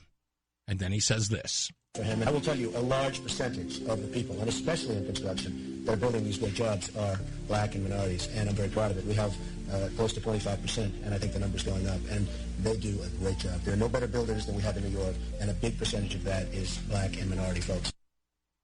A big percentage of those. We have the best builders in New York City, and a large majority of that, a big percentage of that, is black and minority folks. So I never really listened to these bozos screaming and hollering about, but what about this? Yes, what about? Doesn't that matter? Because I know what you can say. You could do this. You could do this whole back and forth with me and in one breath say Jesse Jackson is a sellout, but then in another breath call him a civil rights hero, right? He sold out to Donald Trump because, you know what I'm saying, he was getting that money, you know what I'm saying? He was trying to get that building, you know what I'm saying? He sold himself out. And then afterwards, when he passes away, it's just like, don't you dare disrespect his name. Negro, please. Don't knock it off. Now, I know that it's okay. You could be a hypocrite all day. I'm just going to keep it real. And I told you, again, I'm always telling you the truth about this stuff. Jesse Jackson lost all credibility with me. All of it. After he never stepped up for Donald Trump, knowing what he did. That Rainbow Push deal was to get his organization, Jesse Jackson, into the corporate world. And Donald Trump made that happen by giving him free office space on 40 Wall. The place that would eventually become the sites of Letitia James, remember? Yeah. That coveted property owned by Donald Trump. He gave that to Jesse Jackson. None of that had any currency later on with any of you knuckleheads. None of you. Which is why I can't respect you. I've never respected you behind that. And I never respected him behind that. He went out there and he was showing up at events. And Jesse Jackson, I'm sorry, in my humble view, kind of a cretin. Sorry. He could be your homeboy. He could be your civil rights leader of your generation. So what? He was a cretin. And when I say he was a cretin, because there was a man who stood up for him. A man who put him on the map, business-wise. Why? Because he thought it was important to your cause. He platformed you. And when it mattered, you didn't go above and beyond for him. You avoided him like the plague. You never stepped up for him. You were in hiding. I'll go one step further to show you exactly what kind of disrespect I have for this dude. So I went and looked it up. Out of all the presidents who showed up to speak at his funeral, what did any of them ever do for him? One stepped up. And that was Bill Clinton, who awarded Jesse Jackson the Presidential Medal of Freedom in 2000, the last year of his presidency. Even though Jesse Jackson was there for him when he was going through his scandals in 98 and 99. He didn't choose to give him the Presidential Medal of Freedom until the last year in office. And that was it. Even though Jesse Jackson was actually one of the people who, I think, did he go to Yugoslavia or something like that? I'm almost positive, yeah. Went to Yugoslavia to go help release 3 soldiers who were held in captivity. But what did Clinton ever do for him other than give him an award? What about Barack Obama and Joe Biden? Nothing on here. Obama and Biden had political ties with Jackson and credited him with inspiring their careers. Obama's path to the presidency and Biden's civil rights advocacy. There's no clear record of them providing comparable or personal business assistance to him. Their relationships involve mutual respect and occasional collaborations. Like Biden joining Jackson at the Edmund Pettus Bridge in 2023. But the only person who ever put any skin in the game for Jesse was the man that he never stood up for. Never. And again, like I said, I don't know that. I don't understand that. I can't understand it. And Trump was very kind to him when he wrote his Truth Social. He didn't say, the guy never stepped up for me, never showed me any love. When I was getting blasted by prominent members of the African-American community, he didn't even go that far. I would have, but I'm petty. That's what I would have done. Sure enough. And again, I love my boys, and I'll stand for my buddies. I do. You know, they don't always stand for me. Sometimes, you know, they can get a little, they don't stab me in the back. They kind of prick me in the back sometimes. You know, but I stand for my boys. I'm never going to dump on them. I got their backs. But that's unforgivable in my book. I'm just saying, it just is. It's unforgivable in my book. I can't forgive a man who just won't do that. Because it would have cost him nothing. He's Jesse Jackson. All right, we'll take a break. We'll come back. More news, more views. We got to talk about Hakeem Jeffries and an idea that I have that may get me into trouble, but I think I'm going to do it. We'll talk about it. Mark Christopher, he's in the BPS Lawyers Traffic Center. Hey, buddy. Stay locked in. Reese on the radio is on WTIC. News Talk 1080.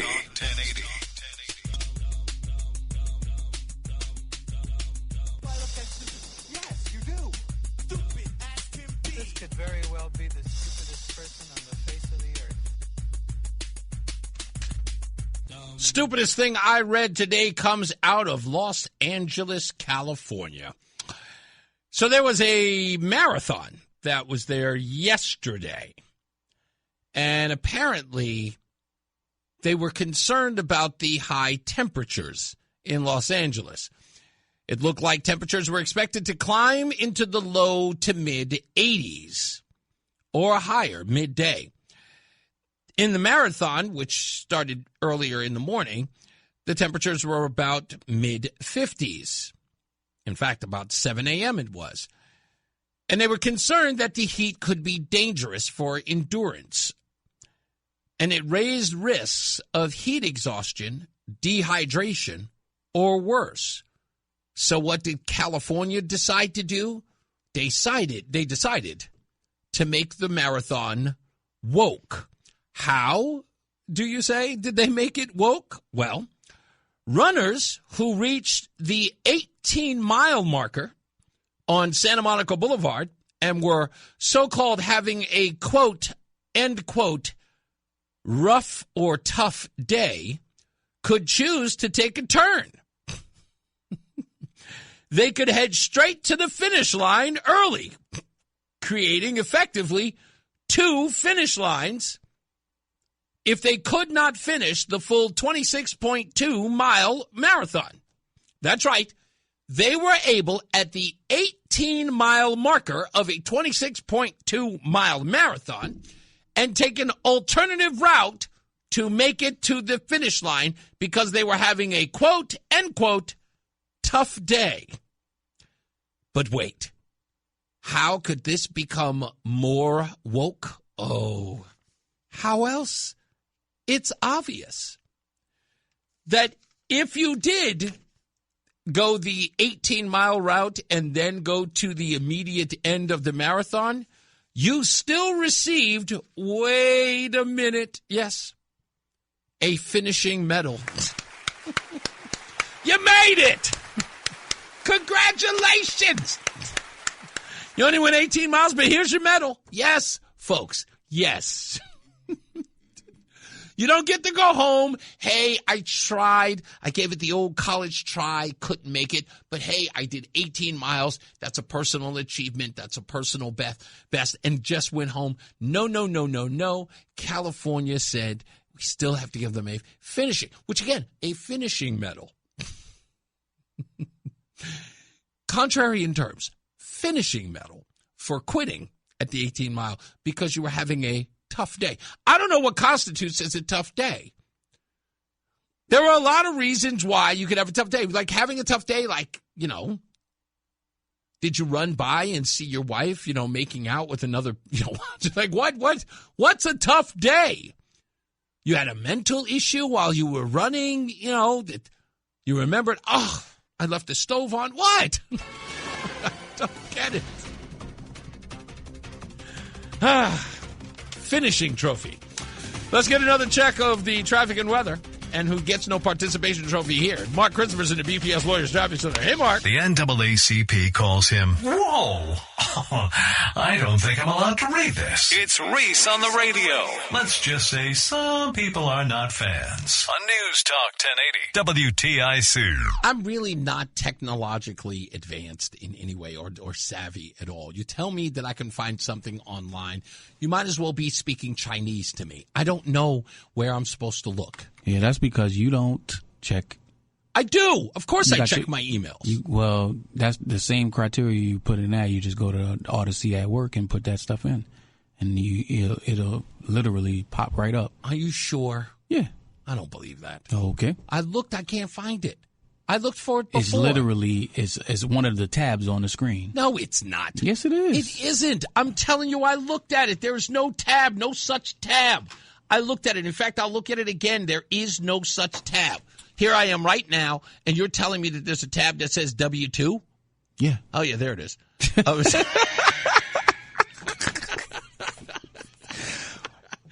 Thank you. Thank you, folks. You have a great night. I'll be back next week. Oh, I didn't know that was it. Oh, yeah, you're right. It's actually right there in front of me. I didn't know. I didn't know it would be right there. Where were you 3 months ago? Or at least the beginning of the year. I just looked for it. The lunatic. Of course I should have looked. I should have just asked you. But it says, wait a minute, it has like an ADP thing that I have to log in. Is that what you're talking about?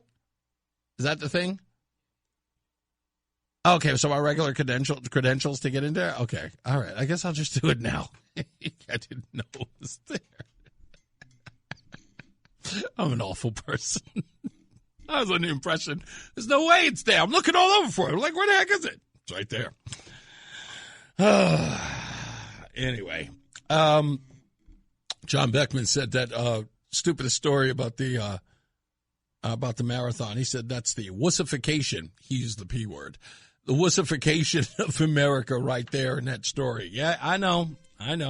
But it also tells you the level of which the participation trophy has lost, like it's gone crazy. And I want to address this before I get to this other thing with the ICE thing and the DHS funding stuff. This is very important. I was talking to someone who loves to talk about greed, and I was watching this video with Milton Friedman, and I thought I downloaded it and I sent it to myself so I could play it on the show today. But it's a very important argument to have with these people who use the word greed. And Milton Friedman was on the Phil Donahue show, and he was using the same old adage that a lot of these knuckleheads use, talking about how people are greedy and they're greedy. And Milton Friedman says it's always everybody else who thinks that they're not greedy. And they get to decide everyone else is greedy because they serve their own interests, knowing damn well that that's what they do. The people who are always accusing others of being greedy are saying that those people are serving their own self-interest, but so are the accusers of those who are greedy. And I always say, if you've got anything, you should be able to give it up. Why are you not giving of yourself? I can't afford it. That's no excuse. You are richer than other people. You should give what you have. You should get half of your stuff and give it to them. You should, unless you're greedy, right? You lived a good life. Give it all up, right? I can just suggest that you're greedy. Well, I don't have money like them. So what? A guy who has $1 billion has less than the guy who has $2 billion. Are you telling me that both of them should give equally? Should a millionaire give just as much as a billionaire should give? And by the way, why is it always the broke son of a gun who's telling the rich people how they should spend their money? That you have more, or you should dig your hands in their pockets and give their money away. But yet, we'll give none of yours. How about this?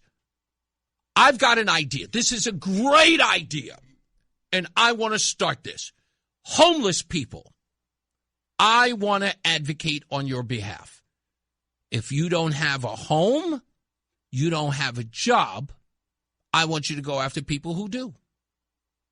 I want you to start admonishing working people and people with jobs and a place to live. I want you to treat them like those people treat billionaires. Because you can reach them. You walk right down the street with them, and they walk right past you like you're nothing, right? They have no sympathy for you, just like the wealthy folks have no empathy for them. I say, forget about jumping over the middleman. Go right to the middleman. You see these people screaming and hollering, talking about the wealthy don't want to give any of their money. You don't either. I see you every day going right past me by the liquor store. Never once saw you give me $1. I demand satisfaction. I think if you talk about it, you should be about it. If you're the one telling everybody they're greedy, you should stop being so greedy. You got some extra money, huh? Did you have a party at your house? Huh? Did you have a Super Bowl party at your house? I demand satisfaction. You don't get to hold the Super Bowl party next year. Whatever that money was, that disposable income should be given to charity. And I say you must give it to her. You're a bad person. You're an evil, greedy person. I think we should demand that. I think that homeless people should unite. Call out the people with cars and lives and families and toys and vacation money. Yeah. Oh, you going on vacation? Oh, you're flying? Oh, that's amazing. I demand satisfaction. I don't get to do that. And you have it to spend, right? You've got it. You obviously do. I think you're being greedy. That's it. But Milton Friedman goes one step further. He says, why do you get to decide on who's greedy? Why should we trust you? You obviously have not, and I do believe this, if you are a bum, you can't seem to stretch $1, you can't turn $1 into $2, why would you make financial decisions for the rest of us? Why would you be able to? I mean, if I'm looking at the guy who made billions of dollars and I'm looking at you, where if I gave you $50, you couldn't turn it into anything more than $3, meaning you would get rid of 47 or spend 47, never turning that money into something. Why would I trust you to tell the rest of the millionaires or billionaires what to do? The guys who actually create wealth. Why would we go to you? Who would hustle that far backwards? If you're struggling to make ends meet, why would anybody put finance? It's the reason why you're not in the financial markets. You suck with money. Why would I ever talk to you? And all of a sudden you think you're the guy running around talking to everybody, those people are just greedy. I would say those people are industrious. You think of all the people who invented something, all of them to support their best interest, their own self-interest, gave to the world. Was Ford, was he greedy when he created the assembly line? No. But according to you, he was. What did you ever create? Now, I would look at all of those people and say if they had created something and then, nobody ever gave them a shot, I'd make that argument. It's like, yeah, you know what? Maybe nobody wants you to get wealthy, but you've invented nothing but a complaint. I mean, technically, the only thing you are is you're a writer of complaints. You're a screamer of complaints. You don't create anything. You're just whining. And I don't think you should be the arbiter of anybody's wealth. Last person I would go to is someone who thinks that wealthy people, for the sake of being wealthy, are greedy. If you see the world in that simple of terms, who the hell would trust you? I was talking to Josh Elliott here, and we were talking behind the scenes about the difference between those who have created their own wealth and those who have inherited it. You know what Josh Elliott said? 27% is too much. That's right. Of all the wealthy people in the country, 27% have inherited their wealth. The other 73%, are you kidding me? That's almost two-thirds. Well, it's more than two-thirds. What am I talking about? It's more than two-thirds. It's almost three-quarters. And he thinks 27% is too much. And ignoring the fact that there are 73% of people who made their wealth on their own. That's an astonishing number in a country. And people are screaming greedy. They damn sure aren't talking about the 27%. They're talking about the hard workers who created their wealth. And when you say that to these people, they don't even know what to say. It's like, really? It's 73%? Yes, it's 73%. So if 73%, obviously, and that, again, outnumbers almost 3 times the amount of the people who have inherited it, you have no excuse. Just looking at it that way. I'll take Tom and Thomaston real quick. How are you, sir? Hey, I'm well. Thanks, Reese. Hey, Reese, breaking news. The new encyclopedia is coming out with their definition of greed, and it's a bispeckled, bald-headed senator who gave his wife $500 million, and she bankrupted her college with that money. Oh, what are you talking about, old Bernie? Yeah, old Bernie. And then the wasting of money is called burnification of money. I love it. That's actually really, really good. I like that.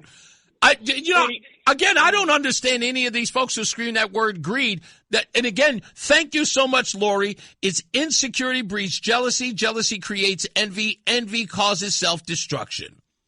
Yeah, I own a small janitorial service. I work for a builder. Mm-hmm. The guy's got money. The family's got money. But they work for 5 or 6. They go home. 2 or 3 of them come back almost every night and work 3 or 4 more hours. Wow. People with money work hard. Yep. The majority, unless they're, trust fund babies. Yeah. But that's not the majority. Like you said, it's not the majority of people. No. That's an amazing, it's the part that blew my mind when we looked it up a couple of weeks ago. What blew my mind was that number. I thought that the divide would be, maybe 55 to 45. But to know that it's 73 to 27 of people who made it on their own, how do you not look at that and go, of millionaires, like wealthy people in this country, like 73% of them were self-made? I like those odds. Those are incredible odds. So, did I lose you, Tom? Oh, I think I lost them. Well, okay, that happens. We got to go to a break soon anyway. But yeah, these people, just calling people greedy is easy. And I think you expose yourself when you say that. You just hate the fact that they have it and you don't. I had to work. Just admit you're lazy. You don't want to have to do the things that you're supposed to do. You know what I heard, Roland? Do you ever watch that New York show? And I hate even promoting them by mentioning them. Do you ever watch that Charlemagne guy on his show? You ever watch its little clips or anything like that? Is he even there? Oh, I think he's in the middle of something. Well, that Charlemagne guy has got the show, The Breakfast Club or whatever it was. And I watched it, like sometimes his clips will come over my feed. And there was this one woman they had on that show, and she said something that even in my old age kind of blew my mind away. And I thought about it. I said, I have to accept the fact that sometimes the message doesn't always come from the places I want them to, but this one hit me. The woman says on the show, she says, the only people who are successes financially, like wealthy folks, are doing the things that they don't want to do. It's like if you do the things that you don't want to do, you'll be a success. And and she laid it out, having to get up early, having to work late, having to do the job that, that other people don't want to do. The sacrifices, not going on vacation, not paying yourself, starving even in some cases, not going out to dinner. Those days when you're trying to make, I'm never going to forget it. And this happened to me recently. Before I got sober, I got demoted, was working on a regular job, had to make sure I made my car payments, had to make sure that I paid my rent, make sure there's gas in the car, had to travel further for work. And I said, screw it, I've only got enough money for a case of top ramen. And sure enough, I did it. Until I started my own business. And even then, all of it just paid for rent. I didn't go anywhere. I didn't socialize. I didn't do any of that stuff. It was work and home or going to meetings. And I struggled. And because the first year I opened up my moving company, that year I made $19,000 after I paid everybody. That was 2019. $19,000 running my own business after I paid all my employees. The next year I made six figures. I was saved. I was like, thank you, Jesus. I was so blessed. 2020 was fantastic. And it was the pandemic, too. The hour that packs a punch. It's Reese on the radio on WTIC. News Talk 1080. News. Today in music news, turning 43 years old is that beautiful blonde bombshell from American Idol, Carrie Underwood. Beautiful woman. Robin Thicke turns 49, the R&B singer, son of Alan Thicke. Timberland, that's one of your boys, ain't he? Yeah, Timberland turns 54 today, record producer and hip-hop artist. Does a lot of work with Justin Timberlake, at least back in the days. Old Swedish rapper, singer, had the song Buffalo Stance back in the 80s, 90s. Nena Cherry turned 62 years old. Music producer, super producer, and co-founder of Def Jams, worked with Beastie Boys, Red Hot Chili Peppers, Johnny Cash, brought Johnny Cash back out.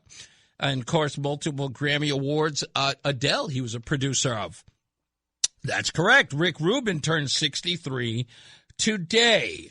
Also in music history, I got a Tiger by the Tail by Buck Owens is 61 years. Its anniversary today. Aretha Franklin's I've Never Loved a Man the Way I Love You, celebrating its 59th anniversary. Pilgrim by Eric Clapton, which came out in 1998, celebrates its 28th year. And we're not going to mention Miley Cyrus. It's only the 3-year anniversary of this album, Flowers. The song with Flowers, that's one everybody was singing back in the days. Before we go to traffic, I'm going to give you some news for you and your New York Jets. Wow, who do we get?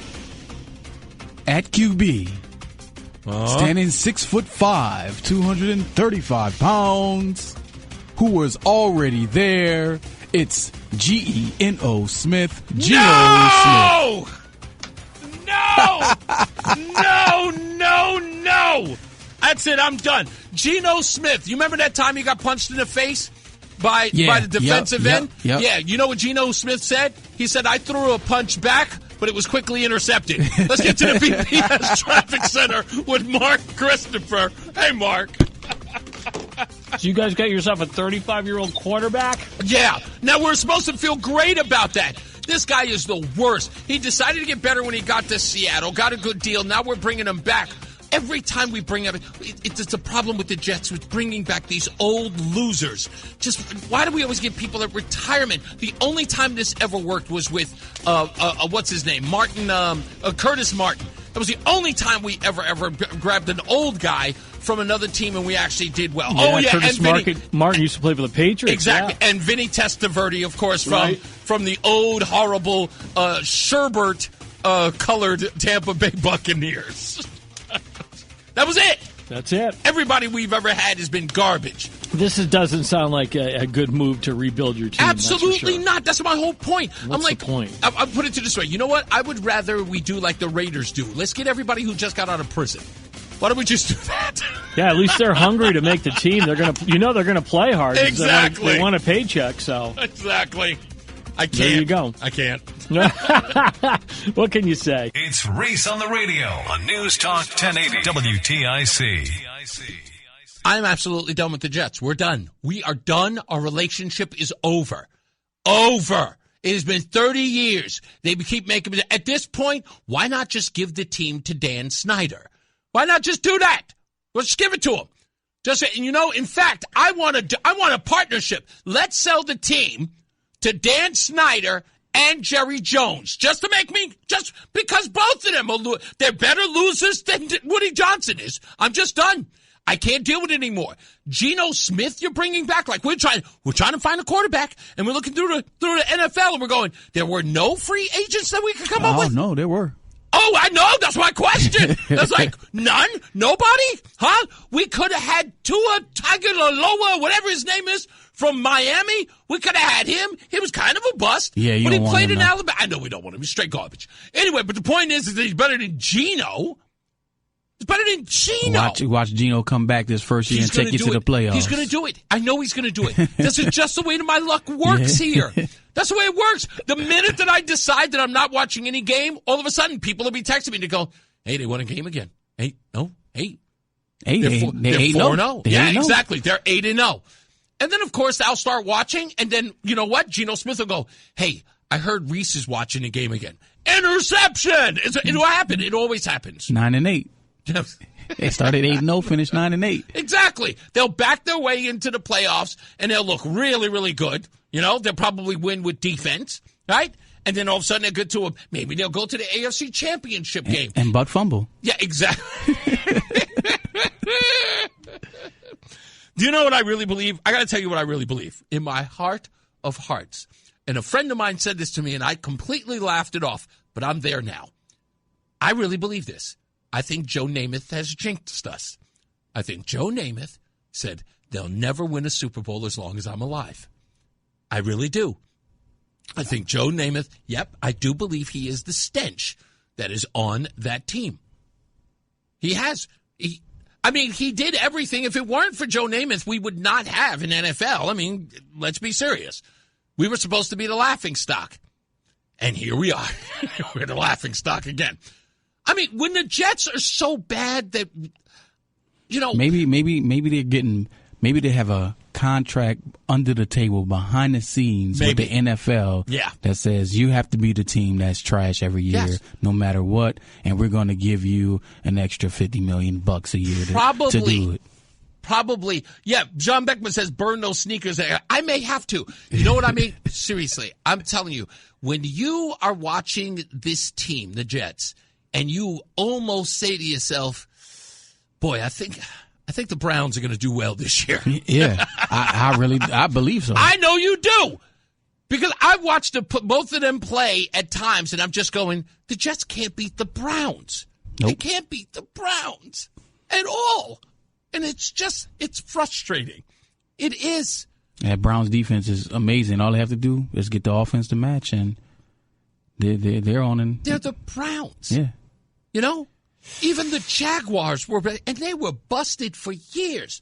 The Jaguars were straight garbaggio. And even they went to the playoffs this year. They had a damn good season. That Trevor Lawrence kid, I knew he'd come around.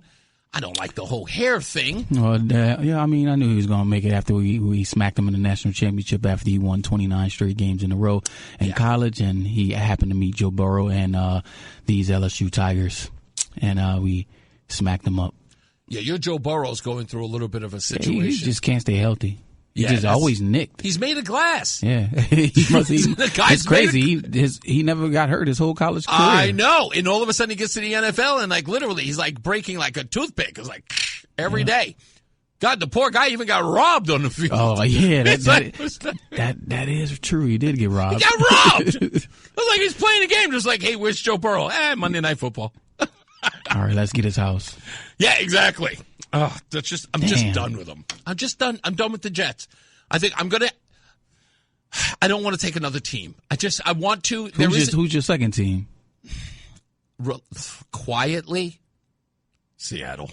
Oh, really? Yeah, I never told anybody, but it's not. Y'all won a Super Bowl, so you can't really. Yeah, I know, but you know what? I just couldn't take them because I felt horrible. I thought people would look at me and go, "Yeah, because Sam Darnold went there." I'm like, no, I really did like the Legion of Boom. Oh yeah. I really did like that team. Everybody on that team was fire. Was kind of fun to watch, you know. Yeah, they was trying to knock your head off. Oh, they were just fun. And everything about them, Pete Carroll and what that team was doing, just had an energy that just, and I'm not going to lie. All they had to do. It's just run the ball. Is give it to the beast. Marshawn Lynch. Give it to beast mode. Yeah. And you would have win back-to-back championships. Exactly. And Pete Carroll, you wouldn't be so sad and out of the league right now. Yeah. He'd be Hall of Famer first ballot. First ballot. But the whole thing about that, let me just say this. This is the thing that bothered me about that. And and the reason why I was so reluctant afterwards is that game against the New England Patriots, everything about that game was going wrong for Tom Brady. Yeah. You know what I mean? Yep. Russell Wilson was throwing that ball up in the air. He was throwing it up for grabs. And that final drive. Yep, it dropped right in between two people. It dropped in between two people, and he fumbled the ball onto his body. Yep. Wasn't even a catch. The ball just lands on his body. It was like the football gods were just going, here you go. Here. You know, it's like, we want you to win this. And then you just snatch defeat out of the clutches of victory. I wish, because that very next play, they gave it was on the 7-yard line. They gave it to beast mode, and he went 6 yards all the way to the one. It's it. That was it. Why couldn't he just score on that play? They could have done a bootleg. Yeah, bootleg Russell Wilson. Yeah. Bootleg, because everybody know that he's getting it. Play action, bootleg, right around the corner. He probably would have been untouched. Walk-in touchdown. That's what I'm saying. Everything that they tried worked, even when it wasn't supposed to. They were supposed to win that. Still bothering me. Yeah. I know. It bothers you too. And you were every time I see Marshawn Lynch on like a podcast or something, I just put my head down like, dang, they really screwed you. Yeah, they did. They totally did. Anyway, I can't. Anyway, you had to bring that news up to just make my day. Just had to do it. I want to play this because I've talked about this before. His name is what's his name? Hakeem Jeffries. You guys know him. I know you do. And Hakeem Jeffries has said that the Democrats are refusing to sign any legislation to fund DHS if they don't keep the ICE agents out of schools, places of worship, or polling places. So I've got an idea, and I think I'm going to do this. And it is not illegal. Okay? It is not. I checked.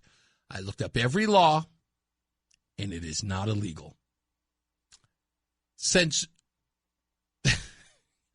Halloween is right around that time, I am going to dress up as an ICE agent on Election Day. And it's legal. I don't have to. They just said and it's legal as long as you are not impersonating. In essence, I am not trying to enforce laws on anyone. I can dress up legally as an ICE agent. I can't pull anybody over. I can dress up. It is legal for me to dress up. I'm just saying. I just think it's right. I think I should do it. I just think so. Why not? If they're all that, what are they so worried about at polling places? They think that's intimidation. Intimidating who? People should be, they should be incensed if they can legally vote, and they should show up even angry. It's like, you're not going to intimidate me. I'm going to perform my civic duty. ICE agents shouldn't bother them. And why do they believe ICE agents are going to be there? Who gave the impression that they were? I believe it's straw man. I think that they're saying it. And then everybody will believe, why doesn't Donald Trump commit to not putting ICE agents at polling places? He never said he was going to. Well, why doesn't he say so? Because he never said so. That's what I believe all of that's about. I think it's nonsense. But that's what Hakeem Jeffries is saying. That's what, a lot of Democrats are saying. That ICE agents are going to be at polling places. Not that I believe that Department of Homeland Security is not going to be able to thwart any threats that are happening. I think they're going to be able to do their job. There are some people, or probably non-essential, who are out of work or who aren't getting a paycheck. But I think they're going to keep the country safe. But, I would just, if the Democrats want to hold out, just hold out. But what I would do is I'd double down on it. I would say to the Democrats at this point, if they ask, I'm just me, I would do it. I would just say, you know what, Democrats? Don't fund DHS. That's fine. Don't fund them. But we are definitely going to have ICE agents at the polling places. We're definitely going to do it. Yeah. We'll have one car sitting at every polling place. Just one. With a big, giant ICE sign right there. Parked right there. That's all. If they're not going to pass the SAVE Act, it doesn't look like Thune is going to allow that vote, says he doesn't have the votes, fine. If I were Donald Trump, I would do an executive order and then make them challenge me in court. I'd do that as well. Because you know that's going to happen. And you make them make their case. Make them make the case that women will not be able to vote because they're married, or women will not be able to vote because of their birth certificate versus their ID. Make them make that case. Who would be there to vote besides registering voters? I couldn't agree more. I think all of it is nonsense. I think that deep down they know that illegals vote. Deep down they know that certain jurisdictions will allow illegals to vote, people who cannot prove their ID. If Connecticut says that you can vote with using your credit or debit card, that's not a good thing. That isn't. I'll just say an executive order. I know that the FBI has Maricopa County's voting records. And I'm trying to figure out exactly. I didn't even really read that story because I just saw it yesterday. Maybe I should read that. Let's see if we could do that here in Connecticut. Boy, would that be great. We could just get a hold of them. That'd be fantastic. Well, I know we're going through a whole court case. I hope they don't flake on this. I'm hoping that the Department of Justice doesn't flake on this. I hope they fight this rigorously. I want Connecticut in the spotlight on this. I want to see it. I want to see William Tong on national television arguing. I want to see him on all the network shows. Trying to save democracy and the illegal vote. When we come back, I want to throw these bills out at you so you know what they are, the controversial ones. And I also want to lay out which news media outlets are asking the governor or any other elected officials about them. Because tomorrow at 10 o'clock, there is going to be a public hearing on homeschooling. And there are expected to be, at least the report I got, because you're supposed to, I guess you have to forward your testimony when you apply. And according to what I got, that there are hundreds, if not over 1,000 people who expect to attend tomorrow starting at 10 o'clock. I will be there. I'll roughly get there about 9:30. I'll be, setting up. So if you are online and you listen to this program, look out for me and quite possibly Roseanne. And we will go out there if you want to talk. We won't do any video. We'll just do audio recordings of you. We won't put you on camera or put you on blast, unless, of course, you ask to. But we'll get your recordings so we can play them on air. So we'll see you when we get out there. All right, let's get another check of traffic and weather. Mark Christopher is getting you home so you can get there early tomorrow. He's in the BPS Lawyers Traffic Center. The Odyssey app lets you jump back to the moments you missed from WTIC News Talk 1080. Download the free Odyssey app, search WTIC News Talk 1080, and tap earlier today to get started. Give it up for my homeboy Tim in Hamden, who's checking out the show. He took a break for a long time. I wonder if he got the fidgets. It's like, like a fiend, It's like, I must have my Reese on the radio. I give him heck. He's in the chat room at the Reese on the Radio Facebook page. He doesn't understand, there's no such thing as fair housing. There's no such thing. You don't understand the word fair. See, I always make this argument. It's like fair is subjective. Who determines what is fair? Is there a system that lays out? Like 1 is 1, 2 is 2. What is fair? Is there an equation, right? Is it definitive? It isn't. Fair is subjective to you. What you may think is fair housing may not be fair to someone else. So it gets to determine who is the sole arbiter. Is it a collective? What if you guys don't agree? So how's it fair? There's no such thing as fair anything. So I don't even understand that. It's like, do I have to explain the basic English language? You guys use the words over and over again and think that they have meaning. They don't. They don't have meaning. Not in the housing, right? What if, let's say, someone gets housing in a fantastic neighborhood, but because of demand, someone gets one in a horrible neighborhood. Is that fair? Who gets to determine that? What if the person who's in the bad neighborhood says, hey, that guy got to live in a real cushy neighborhood. I got to live here? That's not fair. Well, you both have housing, right? You both have a roof over your head. You both have 2 bedrooms. You both have a kitchen. Yeah, but I don't think this place is like his place. Now, I'm using sort of like the most basic terms, like fair housing.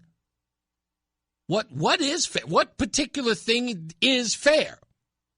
The rent, the neighborhood, the quality? What does that mean? And when you start asking people the nuance, it's like, you know what I mean. No, I don't. I don't know what you mean. You used a general term. So be specific. Don't worry. I won't hold my breath. You couldn't possibly be specific. You have no idea what you're talking about. Well aware of it. Also, don't wonder if I hate Martin Luther King Jr. He's dead. What's there to hate? He ain't here. He's not here. He's dead. He's been dead for a long time. Yeah, there's nothing to hate about him. He's been dead before I was born. How can I hate him? Martin Luther King Jr. That's funny. Let's take a check on some more weather and traffic. Let's get you home. Mark Christopher. Oh, by the way, Tim, thank you for being here. You know I love you. Mark Christopher is in the BPS Lawyers Traffic Center. Hey, Mark. What's up, everybody? You know who it is. You know who it is. You know who it is. It's Reese on the radio. Frederick Douglass of the 21st century.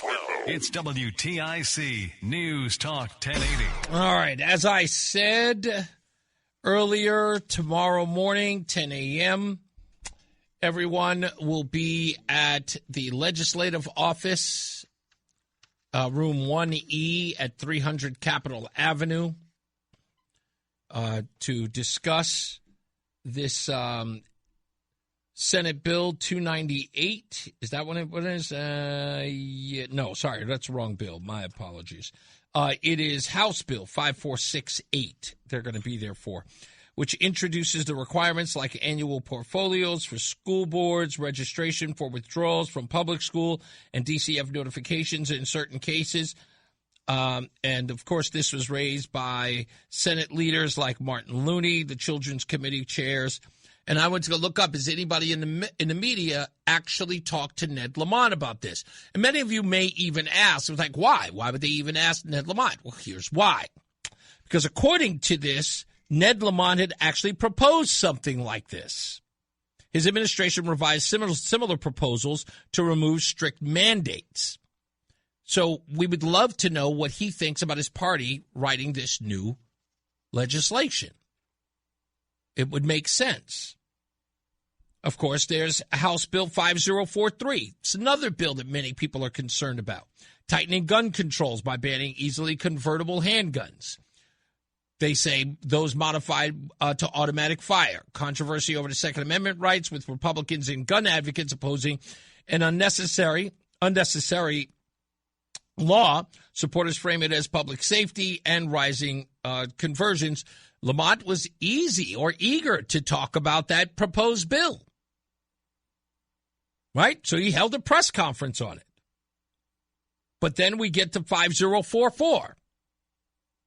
And this was grant authority to set vaccine standards for children and adults based on the CDC recommendations.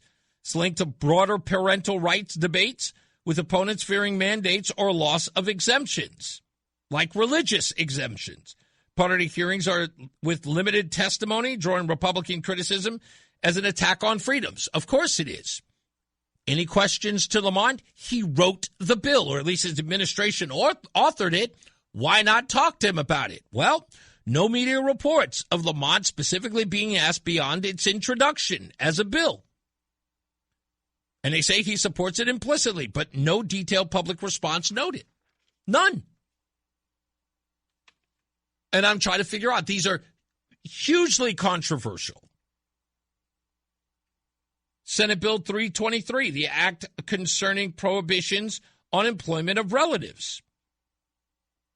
Raised by the Government Administration of Elections Committee, prompted by investigative reports and oversight demands. No media reports of Lamont being asked or commenting on this specific bill. Nothing. Climate Superfund bill. No media. Climate Superfund. This guy wasn't asked about that? This is championed by climate advocates in the environmental community. Democrat chairs Christina Palm and Senator Christine Cohen. Nothing. Nobody asked them. This is Lamont and a climate bill? No questions? I don't know. You can find it odd. I don't even know if you find it odd. I do. Again, I haven't been here that long. Even I know that's weird. Let's get to the phones. Adam is in Torrington. How are you, Adam? I'm good. How you doing, Reese? What's up, buddy? So I'll see you tomorrow at the State House. I did sign up to give testimony, but I don't know if they're going to let me because, I plan on bringing the fire for them. So I'm assuming, can I assume that you have homeschooled children or have had? Yes, got a whole bunch of them. Okay, wow. How many? 5. Wow. Why? Forgive me. I'm only because I've seen this a lot.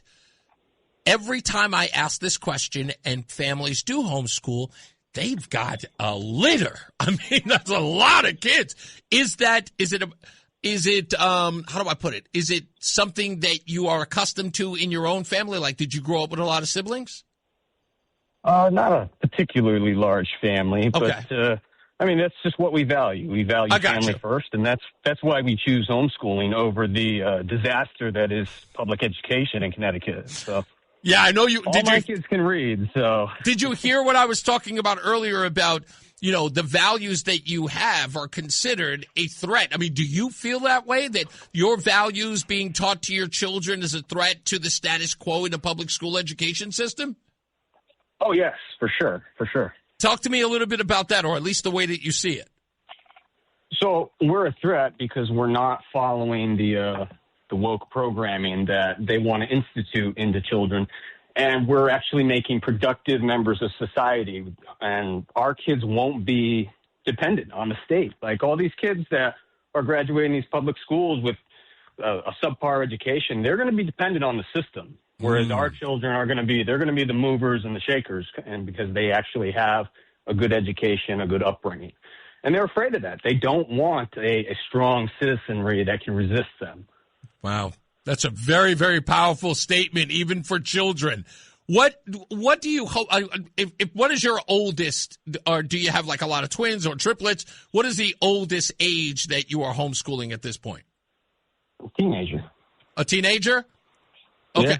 Do you find it, let's just say, I'd say a regular occurrence that teenagers, or at least teenagers who are homeschooled, excel exponentially, like incredibly fast? Like, is your high schooler well on to like being able to dominate in college and things like that? Because we had Deborah Stevenson here, as we know, she had an 11-year-old that went to high school. Like, are you seeing that in other families who are homeschooling their children, that they're excelling at great levels beyond the scope?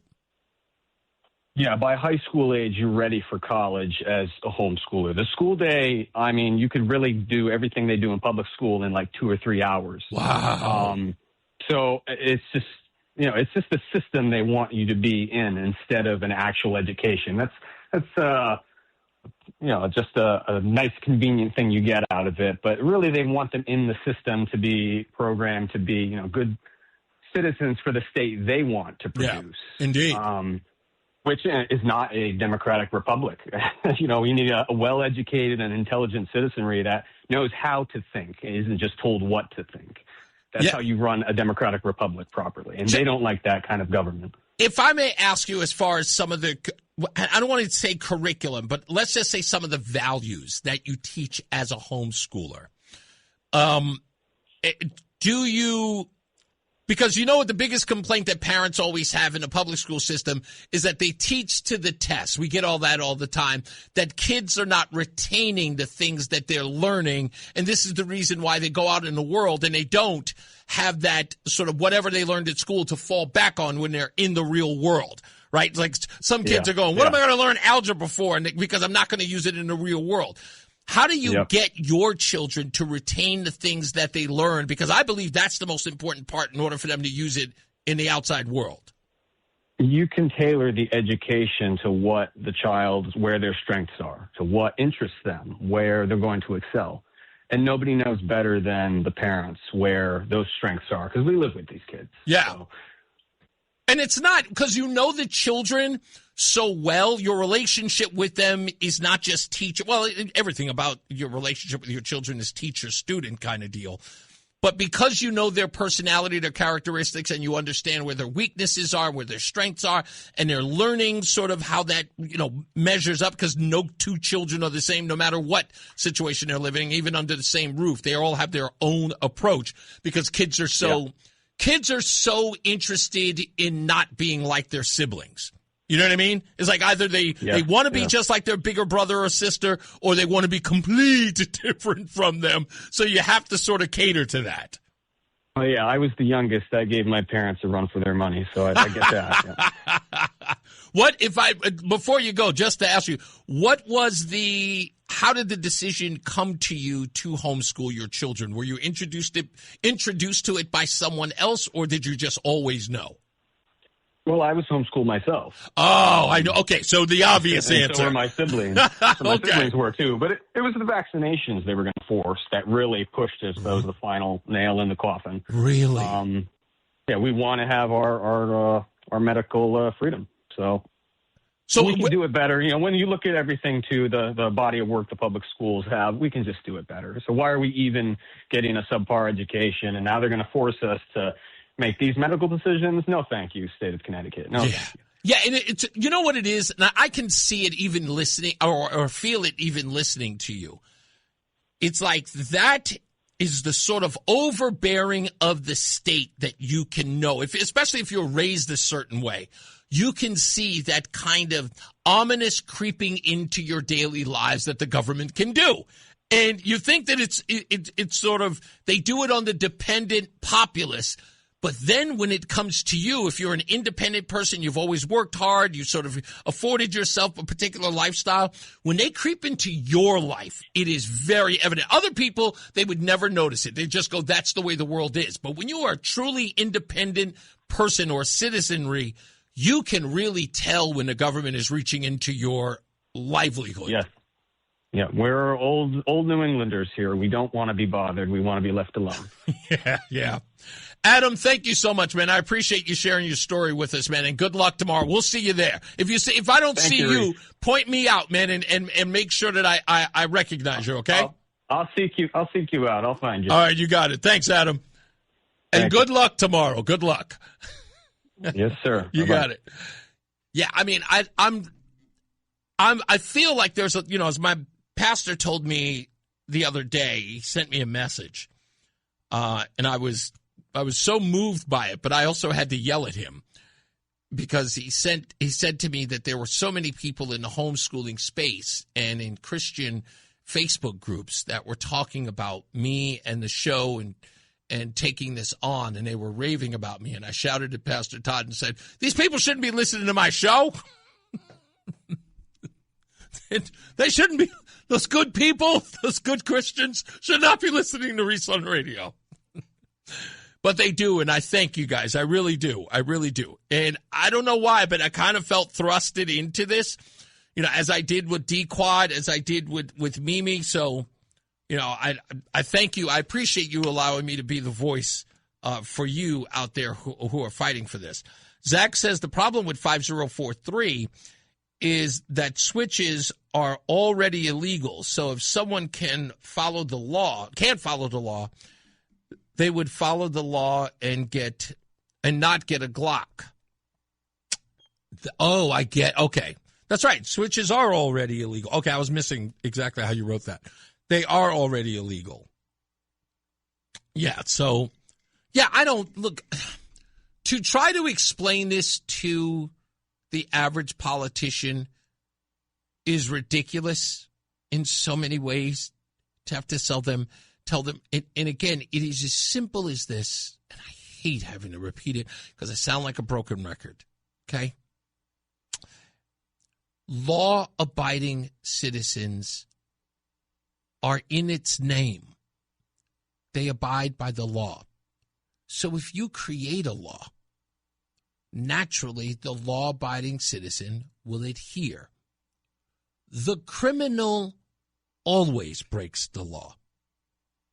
You are not going to create a law that a criminal will wake up one day and go, oh, there's a law against that now? And then will change their stripes. That's not how it works. If you are a crook, making laws about stealing will not keep the crook from stealing. In fact, many of them are energized by said law. It's against the law to do that? I want to try it more. People who have no respect for the law will abuse it. That's how that works. With all due respect, they are very similar to politicians. They don't care. They will abuse it every chance that they get because that's what they do. No one ever, no lawbreaker ever miraculously wakes up because you wrote a new law and says, "Ooh, I better adhere to that." Laws are made to punish crimes. Please just tell everybody you've ever had a conversation with. Laws are for punishing crimes, not preventing them. Okay? The law never stopped a crime. It punished for them. That's what they're there for. You have to understand how that works. And the fact that politicians don't get it, that I have to explain it to them even, like, blows my mind. That's people. It's weird that people don't understand. It's like creating a law doesn't make anybody do a certain thing. Just doesn't. Anyway, I'm done. It's a broken record. I hate even having to repeat it. These people are idiots sometimes. All right, we'll be back. Don't forget, I will be there tomorrow. So make sure you're there. If you see me, yell out to me so I can get some words from you. I'll be there for at least an hour and a half at best, because then I got to get here and get all of your audio together and do the show. All right? So I appreciate you. As I always say, radio is free, so we thank you for paying attention. Remember to keep JC in your hearts and in your mind. Sean Patrick, we love you and we miss you. Remember that panic is not planning, so plan your work and work your plan. Me, I'm Reese on the radio. You have a good night, pleasant tomorrow. And we'll see you back here at 2 o'clock, and we'll see you at 10 o'clock in Hartford. Mark Christopher, he's getting you home, so be careful out there. He's in the BPS Lawyers Driving Center. Good night, Mark.